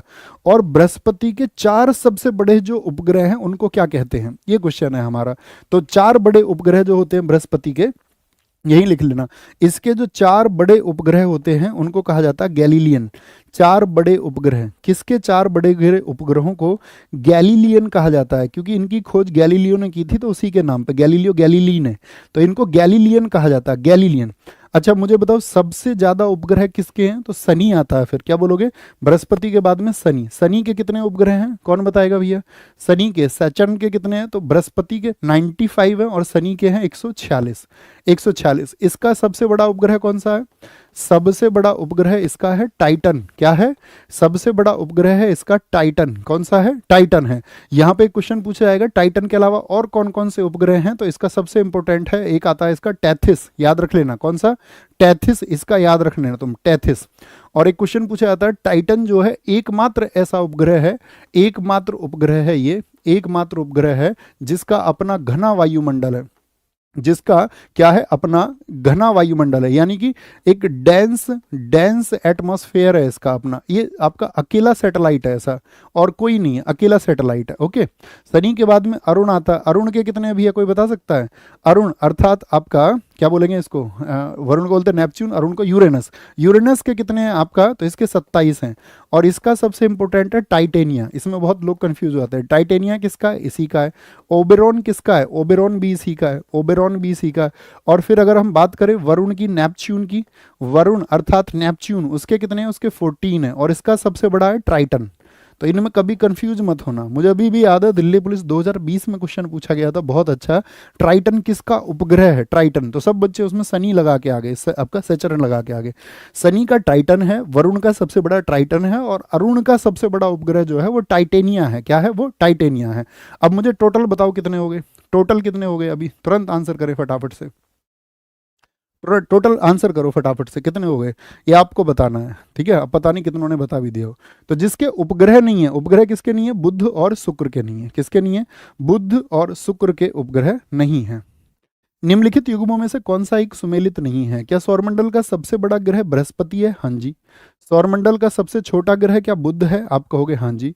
सौरमंडल का सर्वाधिक चमकीला ग्रह क्या शुक्र है, हाँ जी। और वीनस को ही हम क्या बोलते हैं, इसी को हम मॉर्निंग स्टार और इवनिंग स्टार, सांझ का तारा और भोर का तारा, क्योंकि आप सुबह सुबह उठ जाओगे ना, यदि उठ जाते हो सुबह सुबह या नहीं, कितने बजे उठते हो सुबह, सुबह उठ के मैनिफेस्ट कर रहे हो या नहीं, थम्स अप करके बताओ। मैंने मैनिफेस्ट करना सिखाया था आपको 1 बजे की क्लास में, कि चीज़ें उसी से आसान होंगी, उसी से अचीव होंगी, और यू कैन अचीव एनीथिंग। लेकिन ऐसा नहीं कि बेवजह की रील्स देख करके मोटिवेशन से कि तुम उसको पालोगे, तुमको जागरूक होकर काम करना पड़ेगा और अपनी एनर्जी लगानी पड़ेगी, एनर्जी लगानी पड़ेगी। इसी को बोलते हैं हम पृथ्वी की जुड़वा बहन। क्या बोलते हैं, इसी को हम पृथ्वी की जुड़वा बहन बोलते हैं। पृथ्वी की जुड़वा बहन क्यों बोलते हैं जुड़वा बहन, बताओ क्या रीजन है। तो एक तो लगभग साइज की वजह से, और पृथ्वी की तरह ही इसका भी क्या है, इंक्लाइन है, उसी की तरह इसमें झुकाव है, झुकाव है, पृथ्वी के जैसा ही झुकाव है। ओके, मंदतम गति वाला आपका मंगल गलत हो जाएगा भैया, गलत हो जाएगा। अच्छा यहाँ पे कुछ क्वेश्चन पूछेंगे आपसे, मुझे बताओ, जैसे यहाँ पर अगर हम आपसे पूछ लें, क्या पूछा, उपग्रहों की बात आई आपका, या हम पूछ लें आपका चंद्रमा से शुरू करते हैं। चंद्रमा पृथ्वी का उपग्रह, बुध और शुक्र के तो है नहीं, पृथ्वी का चंद्रमा। तो चंद्रमा का अध्ययन बताओ मुझे क्या कहलाता है, चंद्रमा का अध्ययन। और कितने लोग बताएंगे चंद्रमा पृथ्वी से कितना दूर है। चंद्रमा का अध्ययन होता है सेलेनोलॉजी। क्या होता है, सेलेनोलॉजी होता है, सेलेनोलॉजी। और ये पृथ्वी से इसकी कितनी दूरी है, अर्थ से कितना डिस्टेंस है इसका, तो पृथ्वी से जो इसकी दूरी है वो है 3,84,000 किलोमीटर। कितना? 3,84,000 किलोमीटर है। पृथ्वी से इसका कितना परसेंट भाग दिखता है इसका, तो पृथ्वी से इसका 59% दिखता है। कितना? 59% इसका भाग दिखता है। ठीक है, एक तो ये क्वेश्चन पूछा जाएगा। एक मुझे बताओ, चंद्रमा जब पृथ्वी के निकट हो उस स्थिति को क्या कहते हैं, या कोई भी खगोलीय पिंड है जो पृथ्वी के निकट हो तो उस स्थिति को क्या कहते हैं, चाहे वो चंद्रमा हो या कोई भी हो। तो आप बोलोगे उसको बोला जाता है उपभू। क्या बोला जाता है? उपभू। और जब चंद्रमा चंद्रमा पृथ्वी से दूर हो, मैक्सिमम जो दूरी है, उसको क्या बोलते हैं? उसको अपभू कहते हैं, अपभू। तो उपभू का मतलब होता है आपका पैरिजी। क्या होता है? पैरिजी होता है। और ये होता है आपका अपोजी होता है, अपोजी। देखो इस स्थिति में जब चंद्रमा पृथ्वी के निकट है तो बड़ा दिखाई देगा और ज्यादा चमक दिखेगा। और जब यहाँ पर ज्यादा चमक हो जाए चंद्रमा की, तो उस ज्यादा चमक को ही क्या कहते हैं? कहते हैं पृथ्वी की, जब चंद्रमा के नजदीक हो या चंद्रमा पृथ्वी के नजदीक हो तो उस स्थिति में चंद्रमा क्या कहलाता है? तो सुपर मून कहलाता है, सुपर मून। और चंद्र ग्रहण की स्थिति में जब वो लाल हो जाता है तो तब क्या बोलते हैं? उसको ब्लड मून कहा जाता है, ब्लड मून कहा जाता है। तो अपभू हो गई, अपोजी हो गई। ऐसी दो स्थिति होती है सूर्य से। जैसे मान के चलो, अगर हम बोले पृथ्वी जब सूर्य के नजदीक हो जाए उस स्थिति को क्या कहते हैं? पृथ्वी अगर सूर्य के नजदीक हो जाए, नियरेस्ट हो जाए, किसके? और क्या बोलेंगे? अर्थ इज नियरेस्ट टू सन, तो उस स्थिति को क्या बोलते हैं? उसको बोलते हैं उप, यानी कि छोटा, छोटी दूरी हो गई, वो अपसौर हो गया। और याद रखना, जब पृथ्वी सूर्य के दूर हो जाए, सूर्य से दूर हो जाए, तो उस स्थिति को क्या कहते हैं? उसको अपसौर कहते हैं। अप माने ऊपर, दूर है, ऐसे समझ लो, अपसौर होता है। अपसौर को ही साथी हम बोलते हैं अफीलियन। क्या बोलते हैं? अफीलियन बोलते हैं, अफीलियन कहते हैं, अफीलियन। और इसको बोलते हैं पैरीहिलियन। क्या बोलते हैं? पैरीहिलियन कहा जाता है, पैरीहिलियन। अब मुझे बताओ पैरीहिलियन जो होता है ये किस डेट को होता है, और अपसौर यानी अपीलियन किस डेट को होता है? तो पैरीहिलियन जो होता है वो आपका 3 जनवरी को होता है, और ये 4 जुलाई को होता है, 4 जुलाई को होता है। नजदीक में कितना नजदीक हो जाती है पृथ्वी, बताओ कितना नजदीक हो जाती है? तो जो पेरिहिलियन है उसका मतलब होता है आपका 14.7 करोड़ किलोमीटर हो जाती है। कभी कभी एग्जाम में इसको आपका मिलियन में लिख देता है, 147 मिलियन किलोमीटर बोल देना, करोड़ बोल दो या मिलियन बोल दो, क्योंकि 1 करोड़ में क्या हो जाते हैं? 10 मिलियन हो जाते हैं। क्या हो जाते हैं? 10 मिलियन हो जाते हैं। 10M, कैपिटल M, 10M हो जाते हैं 1 करोड़ में। और ये कितनी दूर हो जाती है? ये हो जाती है 15.2 करोड़ किलोमीटर, अर्थात 152 मिलियन इसको आप कह सकते हैं, 152 मिलियन किलोमीटर इसको आप कह सकते हैं। ओके, तो ये स्थितियां हैं चंद्रमा की और पृथ्वी की दूरी की, ये आपको पता होनी चाहिए। नासा के अनुसार मंगल ग्रह पर उपस्थित जीवन के अब तक पाए गए लक्षणों में, मंगल अक्सर जाते रहते हैं, बोलोगे भाई फटाफट से। सर 3,84,000 गलत लिख गया है, कुछ गलत लिख गया 3,84,000 में, देख लेते हैं भैया एक बार। 3,84,000 किलोमीटर, क्या गलत लिख गया इसमें? 3,84,000, ठीक है। अरे बुद्धू इंसान, हमसे कुछ गलत लिख गया तो यार कौन ठीक करेगा? तुम ठीक करोगे ना, कौन ठीक करेगा है? बताओ, मैं नहीं तो कौन बे? बताओ फटाफट से। नासा के अनुसार मंगल ग्रह पर, बोल दो जी, हम। Very good, very good. चलो चलो, चश्मे लगा के और बता रहा है, चश्मे लगा करके हीरो बनना चाह रहा है। इसको मूवी दिला दें एक, बताओ, बिपाशा बसु के साथ में, बताओ जी। तो क्या बोलोगे? केवल जल और जिप्सम, या जल जिप्सम और मीथेन? तो क्या बोलोगे? जल जिप्सम और मीथेन होगा, जल जिप्सम और मीथेन। और एक चीज और मिलती है यहाँ पर, carbon dioxide, carbon dioxide, carbon dioxide होगा। भारत में Tata iron and steel company TISCO, TISCO की स्थापना कब हुई थी? टिस्को की बताओ, टिस्को का आंसर बताओ और किसको बताओ। भैया चंद्रमा की जगह सूर्य लिख दिया है, कहां पर? अरे यार तुम तो मजाक कर रहे हो। कहां पर चंद्रमा की जगह सूर्य? कर लेना तुम, चंद्रमा पृथ्वी के निकट, चंद्रमा पृथ्वी से दूर, चंद्रमा पृथ्वी से दूरी, पृथ्वी नहीं, कहाँ सूर्य लिखा? चंद्रमा ही तो है भाई। पृथ्वी सूर्य के नजदीक होगी और पृथ्वी सूर्य से दूर होगी, हाँ ये तो सूर्य होगा, ये चंद्रमा की ही बातें हैं। अच्छा तुम्हारा आईक्यू लेवल कम है क्या जो इस कमेंट को कर रहा है? कोई नहीं, उसको माफ करते हैं, उसका आईक्यू लेवल थोड़ा कम है। ओके, क्या बोलेंगे? टिस्को, टिस्को की बताओ, टिस्को 1907 में, क्या बोलोगे? टिस्को 1907 में। बहुत सारी साथी आप महारत्न कंपनी जानते हो, महारत्न कंपनी समझते होगा ना, बेसिक आइडिया तुमको होने चाहिए, बेसिक आइडिया कि महारत्न कंपनी ये है कि भाई औसतन 5,000 करोड़ से ज़्यादा का मुनाफा करती हो पिछले 3 वर्षों में, उसका जो शुद्ध उत्पाद रहा हो 15,000 करोड़ रहा हो, या कुल मिलाकर के 25,000 करोड़ का उसका व्यापार रहा हो, टर्नओवर रहा हो। तो ये सब चीज़ें, कंडीशंस ये तुम्हें पता होनी चाहिए, बेसिक चीज़ें। तो क्या बोलेंगे आपका, तो यहां पर क्या बोलेंगे, एनटीपीसी की स्थापना, नेशनल थर्मल पावर कॉर्पोरेशन की स्थापना मुझे बताओ, 1975। ठीक है, वो बेसिक फंडामेंटल्स तुमको पता होने चाहिए। गैस अथॉरिटी इंडिया लिमिटेड की स्थापना 1984 में। अपनी क्लास में आओ हीरो बनने के लिए, अपनी चीज़ों को स्कोर को बढ़ाने के लिए। इंडियन ऑयल कॉर्पोरेशन लिमिटेड की स्थापना 1959, और इसी दिन हुई थी, इसी वर्ष, दिन नहीं, oil India limited, oil India limited भी आपसे पूछ ले, OIL। ONGC बताओ, oil and natural gas corporation, ये 1956 में हुआ था। सेल बता सकते हो, सेल का फुल फॉर्म लिखो, सेल का, जो कि 1954 में बना था। HAL का बताओ, HAL का, HAL 1940 में, बंगलुरु वाला। सेल क्या है, सेल है Steel Authority of India Limited, Steel Authority of India Limited होगा, Steel Authority of India Limited. ये वर्ष बहुत पूछे जाते हैं।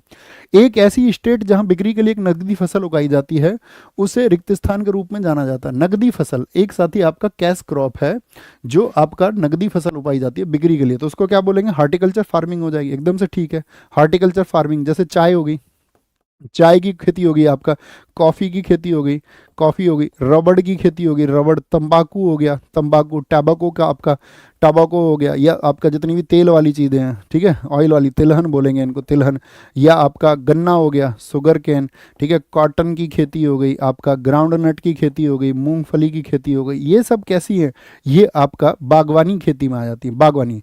शिफ्टिंग कल्टीवेशन हम आपको समझा चुके हैं। पूछ लें जरा एक क्वेश्चन, तो शिफ्टिंग कल्टीवेशन जो होता है हमारे यहाँ पर, जिसको साथी मुझे बताओ आप, मैंने आपको बताया था दहिया जो खेती है वो कहाँ पर होती है, दहिया खेती कहाँ पर होती है, बताएं जी, मज़ा आ जाएगा, मतलब लगेगा जिंदा दिल लोगों को पढ़ाया मैंने। एक ट्रक फार्मिंग क्या होती है, बताओ जी, ट्रक फार्मिंग क्या होती है।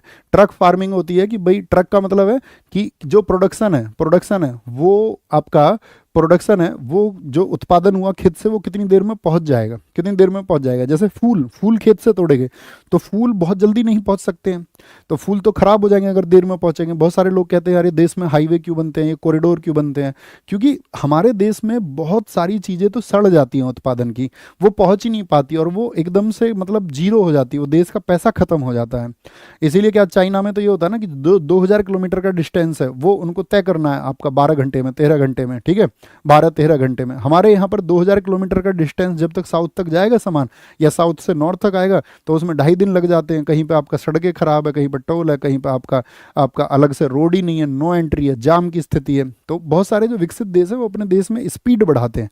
एक देश की औसत गति होती है, एक देश की, जैसे हमारे देश की औसत गति आप देखना, उस पर रिसर्च करना कि वाहनों की औसत गति क्या है, वहीं पर आप देखना जाके विकसित देशों के, वहाँ पर वाहनों की औसत गति क्या है। तो उन लोगों ने अपने कॉरिडोर बना रखे हैं अलग से, ताकि वो देश को विकसित कर सके। तो ट्रक फार्मिंग क्या है, ट्रक फार्मिंग होती है आपका जितनी भी चीज़ें, फल है, फूल है, अरे गुलाब और गेंदा ऐसे याद रख लो, फल और फूल होते हैं, ठीक है। एक होती है आपका निर्वाह खेती, निर्वाह कृषि, जिसको हम बोलते हैं आपका सबसिस्टेंस फार्मिंग। क्या सबसिस्टेंस फार्मिंग क्या होती है बताओ। सबसिस्टेंस फार्मिंग से मतलब होता है जब व्यक्ति बेचने के लिए नहीं, खुद के क्या बोलेंगे, अपनी आवश्यकता के लिए, सिर्फ अपनी आवश्यकता के लिए वो खेती करे, अपनी आवश्यकता के लिए, यानी कि उसके पास पैसा नहीं है कि यार वो पेस्टिसाइड खरीद सके या यूरिया वगैरह ये सब खरीद सके, छोटे से स्तर पे अपनी खेती कर लेता बेचारा थोड़ी सी, ठीक है, अपनी आवश्यकता के लिए। जैसे घर में कोई आपका सब्जी बो लेते होगे आप भी अपने खरक में, अरे अपने घेर में, अपने, तुम्हारे यहाँ क्या कहते हैं, हमारे यहाँ तो खरक कहते हैं भाई, घेर कहते हैं, तुम्हारे यहाँ पता नहीं क्या बोलते होंगे। खुदरा भुगतान और निपटान प्रणाली से संबंध में एनपीसीआई का पूर्ण रूप क्या है। NPCI, national payment corporation of India, national payment corporation of India, option D एकदम से सही हो जाएगा। इसको बोलेंगे भारतीय राष्ट्रीय भुगतान निगम। क्या, भारतीय राष्ट्रीय भुगतान निगम। कब इसका गठन हुआ था बताओ, कब इसको फॉर्म किया गया था। तो इसको फॉर्म किया गया था आपका 19 दिसंबर 2008 को, ठीक है। इसका हेडक्वार्टर कहाँ पर है, तो इसका हेडक्वार्टर है मुंबई में। 1956 के कंपनी एक्ट के तहत इसका गठन हुआ था। और इसी एनपीसीआई ने देश में बहुत सारी सुविधाएं दी, जैसे भीम ऐप, भीम का पूरा नाम बताओ। जैसे भीम ऐप की बात करें, ये भी एनपीसीआई द्वारा आया, ये आया था 30 दिसंबर 2016 को। क्या बोलेंगे, 30 दिसंबर 2016 को आया था भीम ऐप। बताओ जी, भीम ऐप, तो इसको क्या बोलते हैं, भारत इंटरफेस फॉर मनी। क्या बोलेंगे, भारत, इसका फुल फॉर्म बहुत पूछा जाता है, भारत। इकोनॉमिक्स का एग्जाम में फुल फॉर्म पूछा जाएगा, कभी इग्नोर मत करना। भारत इंटरफेस फॉर मनी होता, भारत इंटरफेस फॉर मनी होता है। यूपीआई का पूरा नाम लिखो, यूपीआई। और कब लॉन्च हुआ था यूपीआई? यूपीआई हमारे देश में लॉन्च हुआ था 11 अप्रैल 2016 को। ये तो सबको पता होगा, 50 बार बता रखा है। यूनिफाइड पेमेंट इंटरफेस, क्या बोलते हैं इसको? Unified payment interface, unified payment interface. अच्छा एक चीज बताओ, एक पोल क्रिएट करना, नंबर 1 और नंबर 2 लिख के। पिछली वाली नायक सीरीज करे हुए कितने बच्चे हैं जिन्होंने पिछली बार नायक सीरीज कर रखी थी? 11 अप्रैल 2016, 11 अप्रैल 2016 को, ठीक है। यूनिफाइड पेमेंट इंटरफेस हो गया यूपीआई।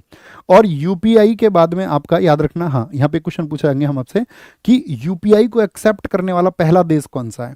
यूपीआई को एक्सेप्ट करने वाला क्या बोलेंगे? यूपीआई, यूपीआई को अपनाने वाला पहला देश, अपनाने वाला पहला देश कौन सा बना था? भाई भारत में तो इसको लॉन्च किया गया, और भारत का पड़ोसी नेपाल इसको अपनाने वाला पहला देश बना था, पहला देश बना था, ठीक है। पेटीएम, पेटीएम, पेटीएम जानते हो? पेटीएम करो, अब से कोई आपको यूपीआई नहीं बोलता, सब पेटीएम ही बोलते हैं, इतना ज़्यादा लागू हो गया। अगस्त 2010 में लागू हुआ था।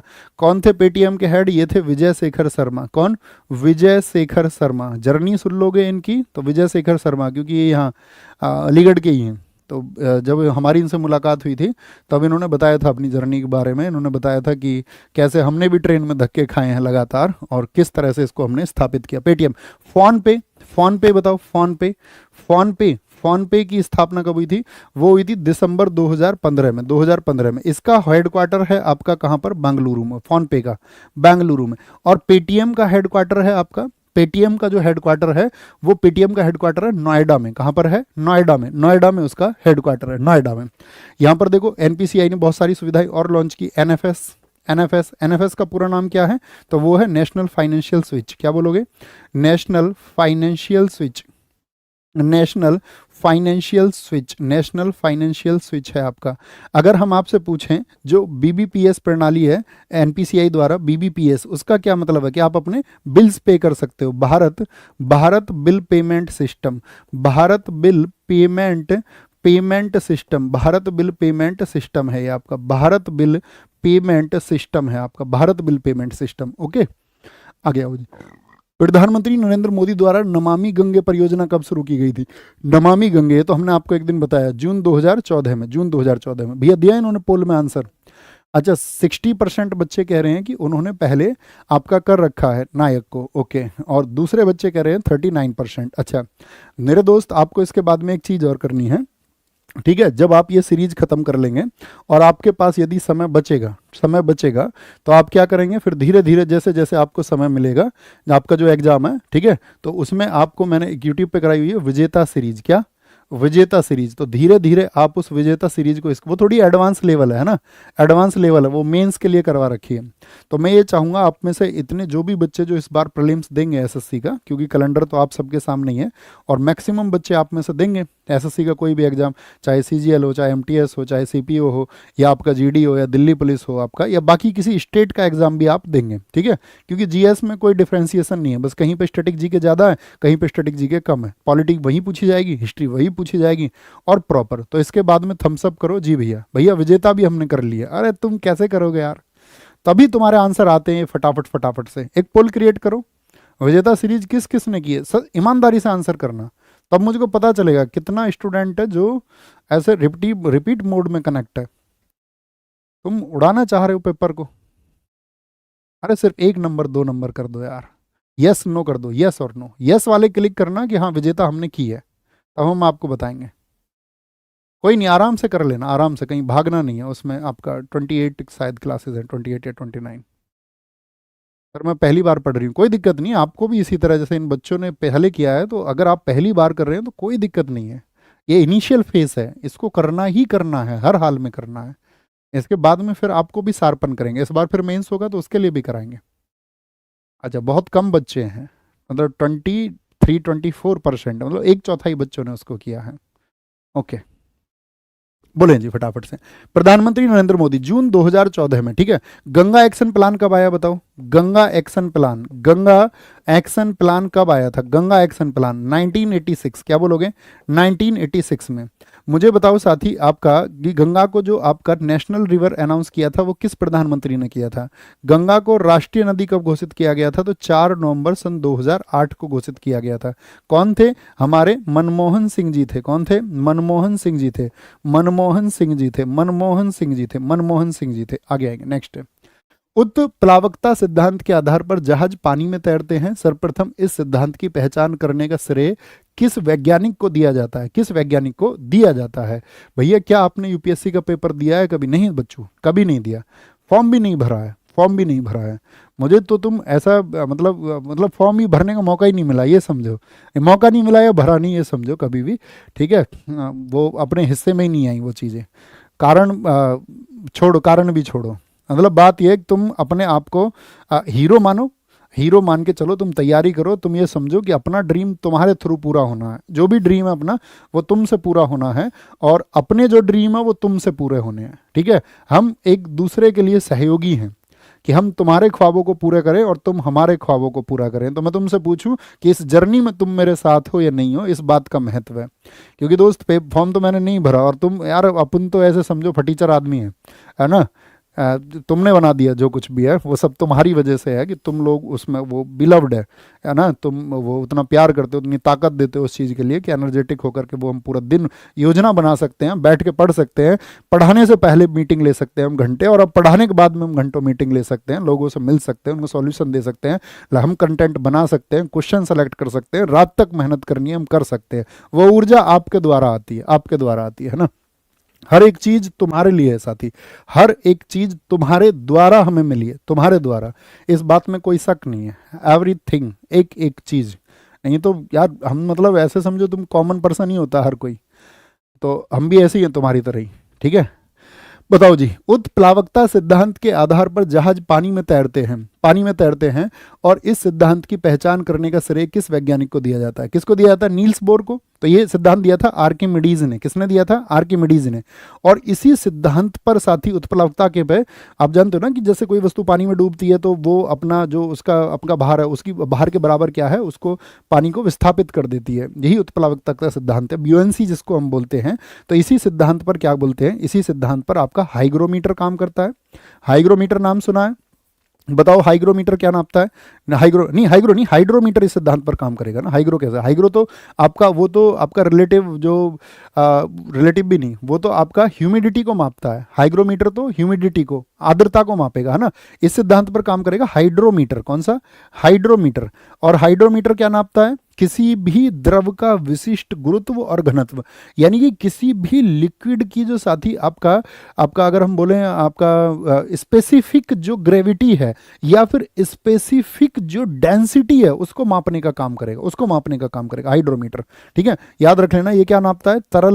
तरल का आपका विशिष्ट गुरुत्व नापता है। तरल का विशिष्ट गुरुत्व या फिर घनत्व, क्या बोलोगे? गुरुत्व या फिर घनत्व मापता है, घनत्व मापता है, ठीक है।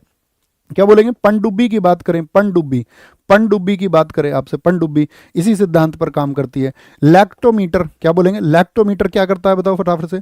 लैक्टोमीटर क्या नापता है? लैक्टोमीटर, लैक्टोमीटर वो दूध की शुद्धता मापता है, दूध की शुद्धता मापता है।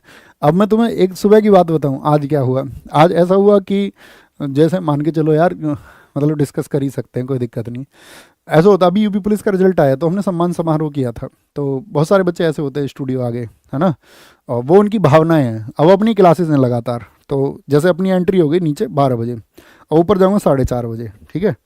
तो 4:30 बजे ऊपर जाने के बाद में फिर बच्चे मिलेंगे। तो मैं आज बीच में चला गया, तो वो जो रिसेप्शन एरिया उसके उधर वॉशरूम है, तो मैं आज पहुँच गया उधर, वॉशरूम में जा रहा था। उन्होंने वॉशरूम के सामने ही लपक लिया हमें, है ना। कह रहा जी मिठाई खा के जाओ। अरे मैंने कहा भाई मुझे जाना है, जरा समझो तुम मेरी मजबूरी।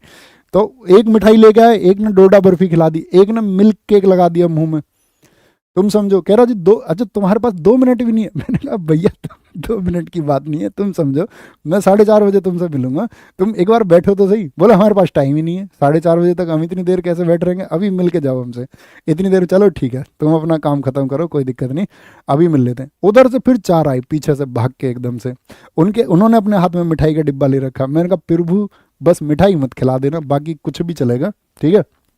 ना धमका भी दो वो भी चल जाएगा। मिठाई ओवर हो चुकी है। वे अम्ल जिनमें हाइड्रोजन के साथ में ऑक्सीजन के अतिरिक्त अन्य अधात्विक तत्व होते हैं वो क्या कहलाते हैं? हाइड्रोजन के साथ में मुझे बताएंगे। ऑक्सीजन के अन्य अधात्विक तत्व, ऑक्सीजन के अन्य अधात्विक तत्व, उनको सबल अम्ल बोल देंगे? नहीं भैया, उनको हम बोलेंगे हाइड्रासिड्स। अनऑक्सी अम्ल होते हैं, अनऑक्सी क्या बोलेंगे? अनऑक्सी अम्ल होते हैं, क्योंकि ऑक्सीजन के साथ अन्य है तो अनऑक्सी हो गए। ऑक्सीजन होता तो ऑक्सी होता, ऑक्सी होता, क्योंकि अम्ल दो प्रकार के होते हैं। क्या बोलोगे? एसिड, एसिड कितने तरह के होते हैं? एसिड दो तरह के होते हैं। देखो पहली बात तो एसिड होता क्या है? एसिड वो होता है जो H प्लस आयन देता है। क्या देता है? H प्लस आयन देता है। और बेस क्या होता है? जो OH माइनस आयन देता है। क्या देता है? OH माइनस आयन देता है। ओके ठीक है। अम्ल के प्रकार तो इसमें पहला क्या है? वो है ऑक्सी अम्ल। ऑक्सी अम्ल, ऑक्सी अम्ल, एक कमाल की बात और बताऊंगा अभी थोड़ी देर बाद बताऊंगा।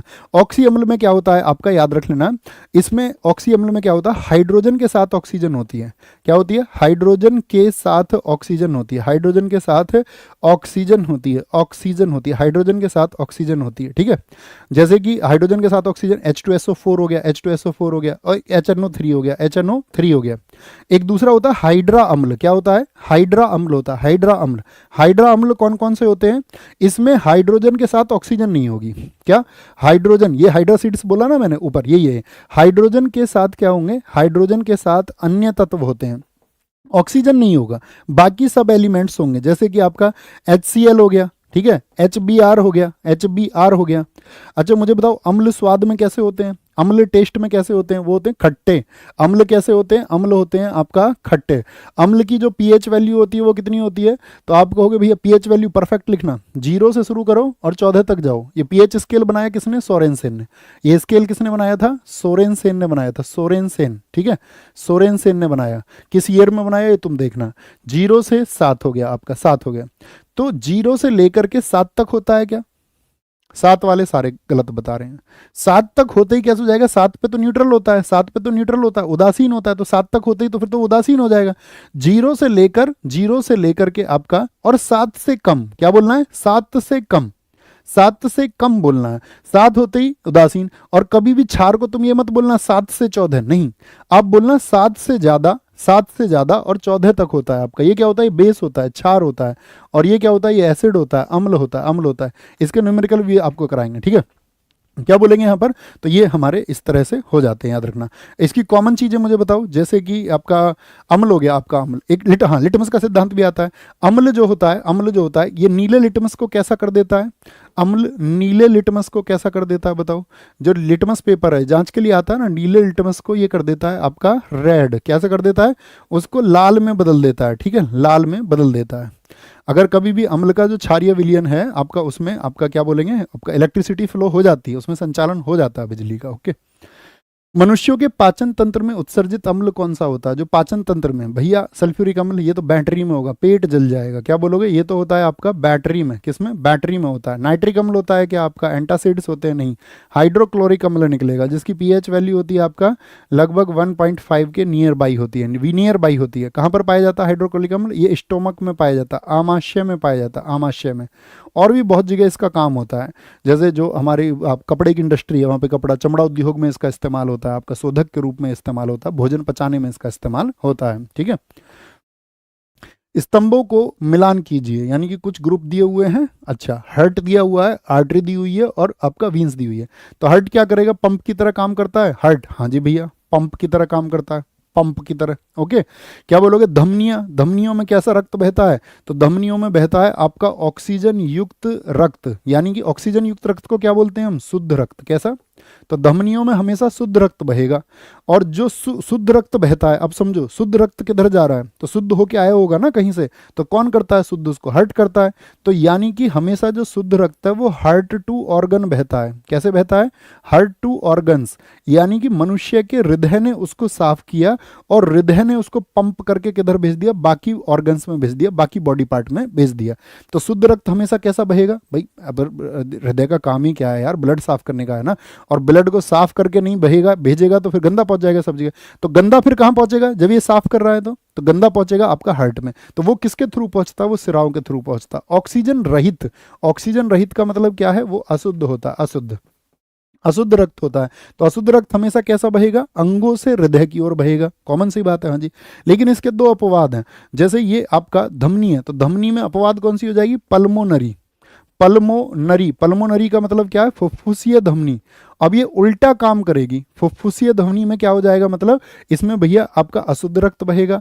और ये क्या कर देगी आपका? इसमें सिरा में क्या हो जाएगा? जब पल्मोनरी वीन्स होगी तो पल्मोनरी वीन्स में क्या होगा? यानी फुफ्फुसीय, फुफ्फुसीय सिरा में क्या होगा?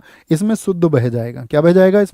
इसमें शुद्ध बह जाएगा और इसमें अशुद्ध बह जाएगा, अशुद्ध। याद रखेंगे, पल्मोनरी धमनी में यानी पल्मोनरी आर्टरी में, और पल्मोनरी वीन अर्थात पल्मोनरी सिरा में। एकदम उल्टा काम हो जाएगा, उल्टा काम। याद रखेंगे, कोई दिक्कत तो नहीं। तो क्या बन जाएगा? 1 यानी कि ACB बन जाएगा, ACB बन जाएगा, ACB, ACB। ऑप्शन बी एकदम से क्या हो जाएगा? सही हो जाएगा, सही हो जाएगा।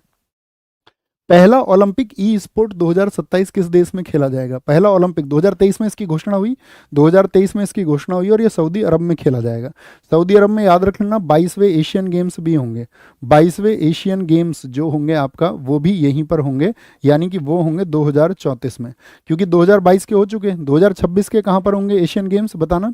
2026 में होंगे जापान में, जापान में। और 2030 के कहाँ पर होंगे? 2030 के होंगे आपका कतर में, कतर में। अभी रिसेंट में आपका कुछ इवेंट होने वाले हैं, जैसे 15वां जो क्रिकेट वर्ल्ड कप होगा, क्रिकेट का जो वर्ल्ड कप होगा वो साथी 2031 में कहाँ पर होगा? अगला वाला। तो इंडिया और बांग्लादेश में होगा। इस बार का कहाँ हुआ था? तो वो हुआ था आपका अमेरिका वेस्ट इंडीज में। अगर मैं आपसे पूछ लूँ आईसीसी महिला वर्ल्ड कप जो होगा, आईसीसी महिला वर्ल्ड कप अगला, यानी कि इसी साल है वो 2025, वो भी कहाँ पर है? वो भी इंडिया में है, वो भी इंडिया में है। आपसे पूछ ले आपका आईसीसी T20, जो T20 वर्ल्ड कप होगा, T20 वर्ल्ड कप वो होगा इंडिया और श्रीलंका में। कब होगा? 2024 का तो हम जीत चुके क्या, इंडिया और श्रीलंका का। तो ये कब होगा आपका? 2026 में होगा। क्या 2024 वाला हम जीत चुके हैं क्या? बताओ फटाफट से। 2024 वाला हमने जीता या नहीं जीता? क्या जानकारी रखते हैं आप? बोलो भी फटाफट से। सर आकाश कुमार बुलंदशहर, आप अच्छा पढ़ाते हैं। बच्चे अच्छा तो सब पढ़ाते हैं, कोई ऐसा नहीं है जो अच्छा नहीं पढ़ाता, बस आप हमसे कनेक्ट हैं, आप अच्छा पढ़ लेते हैं। उसको कहते हैं ना, जब हमारी भावनाएं होती हैं, भावनाएं होती हैं। देखो बचपन से बच्चे को कुछ नहीं पता होता। बचपन में आप क्या जानते हो? बचपन में बच्चे 2 डर को जानते हैं, ठीक है। ये आपका मनोविज्ञान कहता है कि उसको सिर्फ 2 ही डर पता है। 2 डर कौन से? एक तो उसको पता है गिरने का डर, गिरने का, कि वो एकदम से गिर सकता है कहीं, ये छोटे से बच्चे को भी पता होता है ना। एक उसको बहुत तेज आवाज़ है, उससे वो डर जाएगा। उसके अलावा दुनिया में कुछ नहीं पता होता। दुनिया में जब उसको जहाँ पर भरोसा मिलता है, भरोसा मिलता है, जैसे मान के चलो मैं आपके साथ जंगल में चल दूँ और आपको पता है यहाँ तो जंगली जानवर है, लेकिन आपको ये भरोसा हो जाए कि उन जंगली जानवरों को मैं आसानी से हरा सकता हूँ, तो इसको बोलते हैं बिलीव सिस्टम। जब हमारा बिलीव सिस्टम किसी के साथ में जुड़ता है और वो मिलके मेहनत करते हो, तो चीज़ें फिर हमको क्या है, थोड़ी आसान लगने होती हैं, क्योंकि सारा खेल बिलीव सिस्टम का है। और आपने वो बिलीव कर लिया है, उसके लिए मैं थैंकफुल भी हूँ। और आप अपनी जर्नी को पूरा करें, ये मेरी तरफ से आपके लिए ब्लेसिंग्स भी हैं। 38वें राष्ट्रीय खेलों की पदक तालिका में कौन शीर्ष पर रहा? कौन शीर्ष पर रहा? बोलेंगे अभी फटाफट से। कौन शीर्ष पर रहा है आपका? महाराष्ट्र, हरियाणा, सर्विसेज। तो आप क्या बोलोगे? भैया सर्विसेज इसमें शीर्ष पर रही। क्या सर्विसेज ने जीता है? यहाँ पर 68 गोल्ड जीते, 68 गोल्ड के साथ में, ठीक है। और टोटल मेडल कितने रहे थे इनका? 121 मेडल रहे हैं टोटल, 68 गोल्ड के साथ में टोटल मेडल रहे हैं। सेकंड पे आया हरियाणा, क्या सेकंड पे हरियाणा रहा, और थर्ड पे रहा इसमें महाराष्ट्र। तो जो 38वें राष्ट्रीय खेलों की अगर हम बात करें दोस्त, इस बार क्या इनका मैस्कॉट क्या था? बताना जरा। शुभंकर क्या था? शुभंकर था इनका मौली। क्या था शुभंकर? मैस्कॉट था इनका मौली। और मोटो क्या रहा इनका? बताना। मोटो आदर्श वाक्य क्या रहा? फ्रॉम रिजोल्यूशन टू समिट, यानी कि आपका क्या बोलेंगे, संकल्प से शिखर तक, संकल्प से शिखर तक। जैसे आप भी पहुंचोगे, आप संकल्प लो मेरे साथ में, बोलो संकल्प लो, बोलो मैं बोलो मेरे साथ में, जहां कहीं भी आप मन में बोलना, मैं इस बार मेहनत की सारी हदें पार करूंगा। मुझे अपने माता पिता का आशीर्वाद मिला है। मेरे लिए मेरे माता पिता की उम्मीदें हमेशा कायम हैं। मैं उनकी उम्मीदों पर खरा उतरूंगा और मैं अपने जीवन में यह देखता रहूंगा कि मैं सही राह पर हूं या नहीं हूं, क्योंकि मेरे जीवन में किया गया हर एक कार्य मेरे माता पिता से जुड़ा हुआ है, और जब कभी भी मेरे कार्य पर सवाल खड़े होंगे तब मेरे माता पिता पर भी सवाल खड़े होंगे, और मैं इसका ध्यान रखूंगा और मैं सफलता प्राप्त करने के लिए दिन रात एकजुट रहूंगा। ओके, आदर्श वाक्य, संकल्प से शिखर तक। बोलो भाई, थीम क्या थी इस बार? थीम क्या थी? थीम थी इस बार ग्रीन गेम्स। क्या थी? Green games, green games, green games इस बार थीम थी। मसाल का क्या नाम था? जो यहां पर टॉर्च थी उस मसाल का क्या नाम था? मसाल का नाम था तेजस्विनी। क्या? तेजस्विनी थी, तेजस्विनी थी, तेजस्विनी। कहां पर इसका आयोजन हुआ था? हेल्ड कहां पर हुआ था बताना जरा। 38वें नेशनल गेम कहां पर हुए? क्वेश्चन पूछा जाएगा भैया। यूके में हुए, यूके में। देखना तुम्हारे ही शिफ्ट में आएगा। 38वें नेशनल गेम कहां पर हुए? 39वें कहां पर होंगे ये भी तुमसे पूछा जाएगा किसी न किसी शिफ्ट में। 39वें होंगे मेघालय में। कहां पर होंगे? मेघालय में होंगे 39वें। तो किस ईयर में होंगे आपका? 2025 में होंगे, नहीं 26 में। 26 में होंगे ना, 2026 में होंगे। मुझे बताओ, पहले पहले आधुनिक खेल कब शुरू हुए? पहले आधुनिक राष्ट्रीय खेल, पहले मॉडर्न नेशनल गेम, पहले आधुनिक राष्ट्रीय खेल। भाई ये अब 39वें, तो 39वें तो पहले भी तो कभी हुए होंगे। तो पहले आप कहेंगे भैया पहले हुए थे हमारे 1985 में। कहां पर? नई दिल्ली में। क्या बोलेंगे? नई दिल्ली में। ठीक है, ओलंपिक फॉर्मेट में हुए थे। किस फॉर्मेट में? ओलंपिक फॉर्मेट में। किस फॉर्मेट में? बोलो, ओलंपिक, ओलंपिक फॉर्मेट में ये हुए थे। ओलंपिक फॉर्मेट में ये हुए थे। ओके, वैसे इनकी जनरली शुरुआत हुई थी 1924 में। तो इनको बोला जाता है इंडियन ओलंपिक गेम्स की शुरुआत कब हुई थी? Indian Olympic game, Indian Olympic game शुरू हुए थे आपका 1924 लाहौर में, लाहौर में। लेकिन फिर बाद में भारत स्वतंत्र होने से पहले 1940 में इनको पहली बार नाम दिया गया नेशनल गेम। क्या बोलोगे? National game. ठीक है, नेशनल गेम। स्वतंत्र भारत के पहले, इंडिपेंडेंस इंडिया के 1948 में, स्वतंत्र भारत के पहले, स्वतंत्र भारत के पहले कब हुए थे? तो आप कहोगे 1948 में हुए थे। ओके, तो ये फिर क्या हुआ? स्वतंत्र भारत हो गया, लेकिन 1985 से इनको आधुनिक कर दिया गया। 1985 से। तो अभी जो फॉर्मेट चल रहा है ये कब से चल रहा है? ये 1985 से चल रहा है। कब से चल रहा है? 1985 से चल रहा है। 1985 से, 1985 से। आगे आओ। द वर्ल्ड आफ्टर गाजा पुस्तक के लेखक कौन है? ताली मारो और लिखो अब की बार 2025 के सबसे महत्वपूर्ण पूछे जाने वाले रिसेंट की चर्चित किताबें जो क्रिकेट की, क्योंकि स्पोर्ट में कोई भी बुक लिखी जाएगी, चाहे क्रिकेट हो या बाकी अदर स्पोर्ट हो, तो उसका क्वेश्चन एसएससी जरूर पकड़ती है। तो world after Gaza, Arundhati Roy, आपका पंकज मिश्रा, पंकज मिश्रा की बुक है। किसकी है? पंकज मिश्रा की बुक है। ओके, अरुंधति रॉय ने अभी हाल ही में कौन सी बुक लिखी है? मदर मैरी लिखी है, कम्स टू मी। क्या बोलोगे? Mother Mary comes to me, mother Mary comes to me. ये किसकी है? ये अरुंधति रॉय की है। अच्छा, हमें आप बताओ फटाफट से, दिया सलाई किसने लिखी है? ये आत्मकथा है किसी की। दिया सलाई ये साथी ऑटोबायोग्राफी है आपका कैलाश सत्यार्थी। जानते हो ना, जो देश में हमारे में बचपन बचाओ आंदोलन चलाते हैं, जिनको 2014 में नोबेल पुरस्कार मिला था मलाला यूसुफजई के साथ में। आप मुझे बताओ मलाला यूसुफजई की बुक का नाम क्या है? एक तो आई एम मलाला, और दूसरी किताब कौन सी है? We are displaced. कौन सी है? We are displaced, we are displaced. ठीक है, दूसरी बुक का नाम बताओ। The new icon, the new icon ये किसकी बुक है? ये बहुत इंपॉर्टेंट बुक रहेंगी इस बार। द न्यू आइकन ये किसकी है? द न्यू आइकन यानी कि किसके ऊपर लिखी है? सावरकर के ऊपर लिखी है। The new icon Savarkar. क्या बोलोगे? न्यू आइकन ये सावरकर के ऊपर लिखी है। सावरकर एंड द फैक्ट्स ये अरुण शौरी की है। क्या बोलोगे? अरुण शौरी की बुक है, अरुण शौरी की बुक है। लाइफ ऑन मार्स, क्या बोलोगे? लाइफ ऑन मार्स ये किसने लिखी है? ये लिखी है नमिता गोखले ने। किसने? नमिता गोखले ने लिखी है। किसने लिखी है? नमिता गोखले ने। ठीक है, एक किताब आई वाई भारत मैटर्स, वो किसकी है बताओ? Why Bharat matters, why Bharat matters ये रिसेंट की किताबें हैं। Why Bharat matters, S Jaishankar. ठीक है, S Jaishankar. Ratan Tata a life, क्योंकि ये साथ ही एक्सपायर हुए तो इनसे क्वेश्चन पूछेगा आपका। रतन टाटा ए लाइफ ये किसने लिखी है? उनकी जिंदगी के ऊपर रतन टाटा ए लाइफ ये लिखी है आपका थॉमस मैथ्यू ने। किसने? थॉमस थॉमस मैथ्यू ने इसको लिखा है, थॉमस मैथ्यू ने। Okay, Ratan Tata a life. एक बताओ स्टंप्ड किसने लिखी है? स्टंप्ड, ये क्रिकेट की बुक है। क्रिकेट खिलाड़ी थे आपका सैयद किरमानी, सैयद किरमानी, ये साथी विकेट कीपर थे पहले, क्या बोलेंगे? सैयद किरमानी, पूर्व विकेट कीपर हैं सैयद किरमानी। कौन सी बुक लिखी है? स्टंप्ड। तो क्रिकेट की जो तुम्हारी किताबें हैं ना नोट्स में, उसमें ऐड कर लेना, इसको हमेशा याद रखना, आगे 2-3 साल यही पूछी जाएगी। ब्रिंग इट ऑन, ये वो किताबें बता रहा हूँ जो अगले 2-3 साल पूछे जाएंगे, फिर मत कहना। ब्रिंग इट ऑन, ये दीपा मलिक की है, दीपा मलिक जो भारत की पैरा प्लेयर है, दीपा मलिक, ठीक है। Bring it on. विटनेस बताओ किसकी बुक है? विटनेस है साक्षी मलिक की बुक। किसकी? साक्षी मलिक की बुक है। ओलंपिक है, ओलंपियन है आपका, कुश्ती में रियो में 2016 में मेडल जीत के लाई थी आपका, ठीक है। आपका इनका मेडल था bronze. The idea of democracy, ये किसकी है? तो पुरानी किताब है, द आइडिया ऑफ डेमोक्रेसी, ठीक है। ये एक पुरानी किताब है, आइडिया ऑफ डेमोक्रेसी, ये है सैम पित्रोदा की। किसकी? सैम पित्रोदा की किताब है, सैम पित्रोदा की किताब है। लियो बताओ, लियो किसकी बुक है? लियो, लियो बुक का मतलब है the untold story of CSK, untold story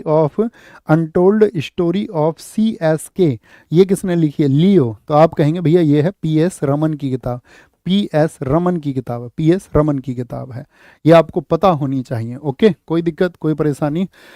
भैया PDF जल्दी डलवा दिया करो। बच्चे पढ़ना है, मेहनत करनी है, पेन चलाना है, पेन से नोट्स बनाने हैं, शॉर्ट नोट, जो नहीं जानते उसको नोट करना, मेहनत करनी है। बाकी टेलीग्राम चैनल को ज्वाइन कर लो, यहाँ पर आपको PDF तुरंत मिल जाती है, तुरंत अपलोड होती है यहाँ पर। आप शायद उसको एप्लीकेशन पर ढूंढते होंगे, लेट मिलती होगी। इस जो ऊपर दिख रहा है ना टेलीग्राम, इसको ऐड कर लो, इस पर सारी सूचनाएं, मुझे आपको कोई भी सूचना देनी है। और इस बार क्लास फ्राइडे भी होगी, याद रखना। थम्सअप करके जाओ, थम्सअप करके जाओ, इस बार क्लास जो है वो फ्राइडे में भी होगी, ठीक है। बहुत सारे दोस्त कह रहे हैं भैया हरियाणा 3rd पे आया, एक बार क्वेश्चन को देख लो, क्या गलती लिख दी हमने कुछ? राष्ट्रीय खेलों की पदक तालिका में कौन सीट्स पर रहा? पहले पे, ओ हो, पहले पे सर्विसेज भैया, पहले पे सर्विसेज, हरियाणा 3rd पे ही रहा, बिल्कुल ठीक कहा तुमने। 2nd पे महाराष्ट्र रहा और 3rd पे रहा हरियाणा। क्योंकि देखो महाराष्ट्र के आए आपका 54 गोल्ड, कितने?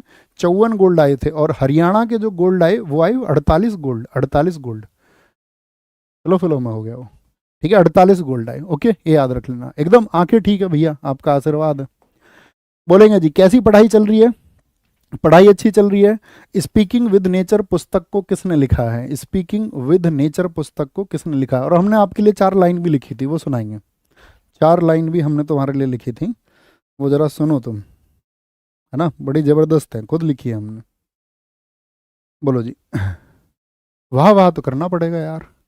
तो लाइन कुछ ऐसे हैं कि बहुत बहुत मजबूत हो जाता है वो इंसान, बहुत मजबूत हो जाता है वो इंसान जिसने अपने हाथों से खुद के आंसू हटाए हों, जिसने खुद के हाथों से अपने आंसू हटाए हों, और जिसने हर ठोकर से सीखा हो चलना, जिसने हर ठोकर से सीखा हो चलना, और जख्मों को भी मुस्कान में छुपाए हो। तो फिर से बोलते हैं एक बार, बहुत मजबूत हो जाता है वो इंसान जिसने अपने हाथों से खुद के आंसू हटाए हों, और जिसने ठोकर से सीखा हो चलना, जिसने ठोकर से सीखा हो चलना, और जख्मों को भी मुस्कान में छुपाए हों। अपना ख्याल रखिए, बहुत सारा मिलते हैं साथी कल। थैंक यू, नमस्ते, जय हिंद, जय Bharat, take care, love you all.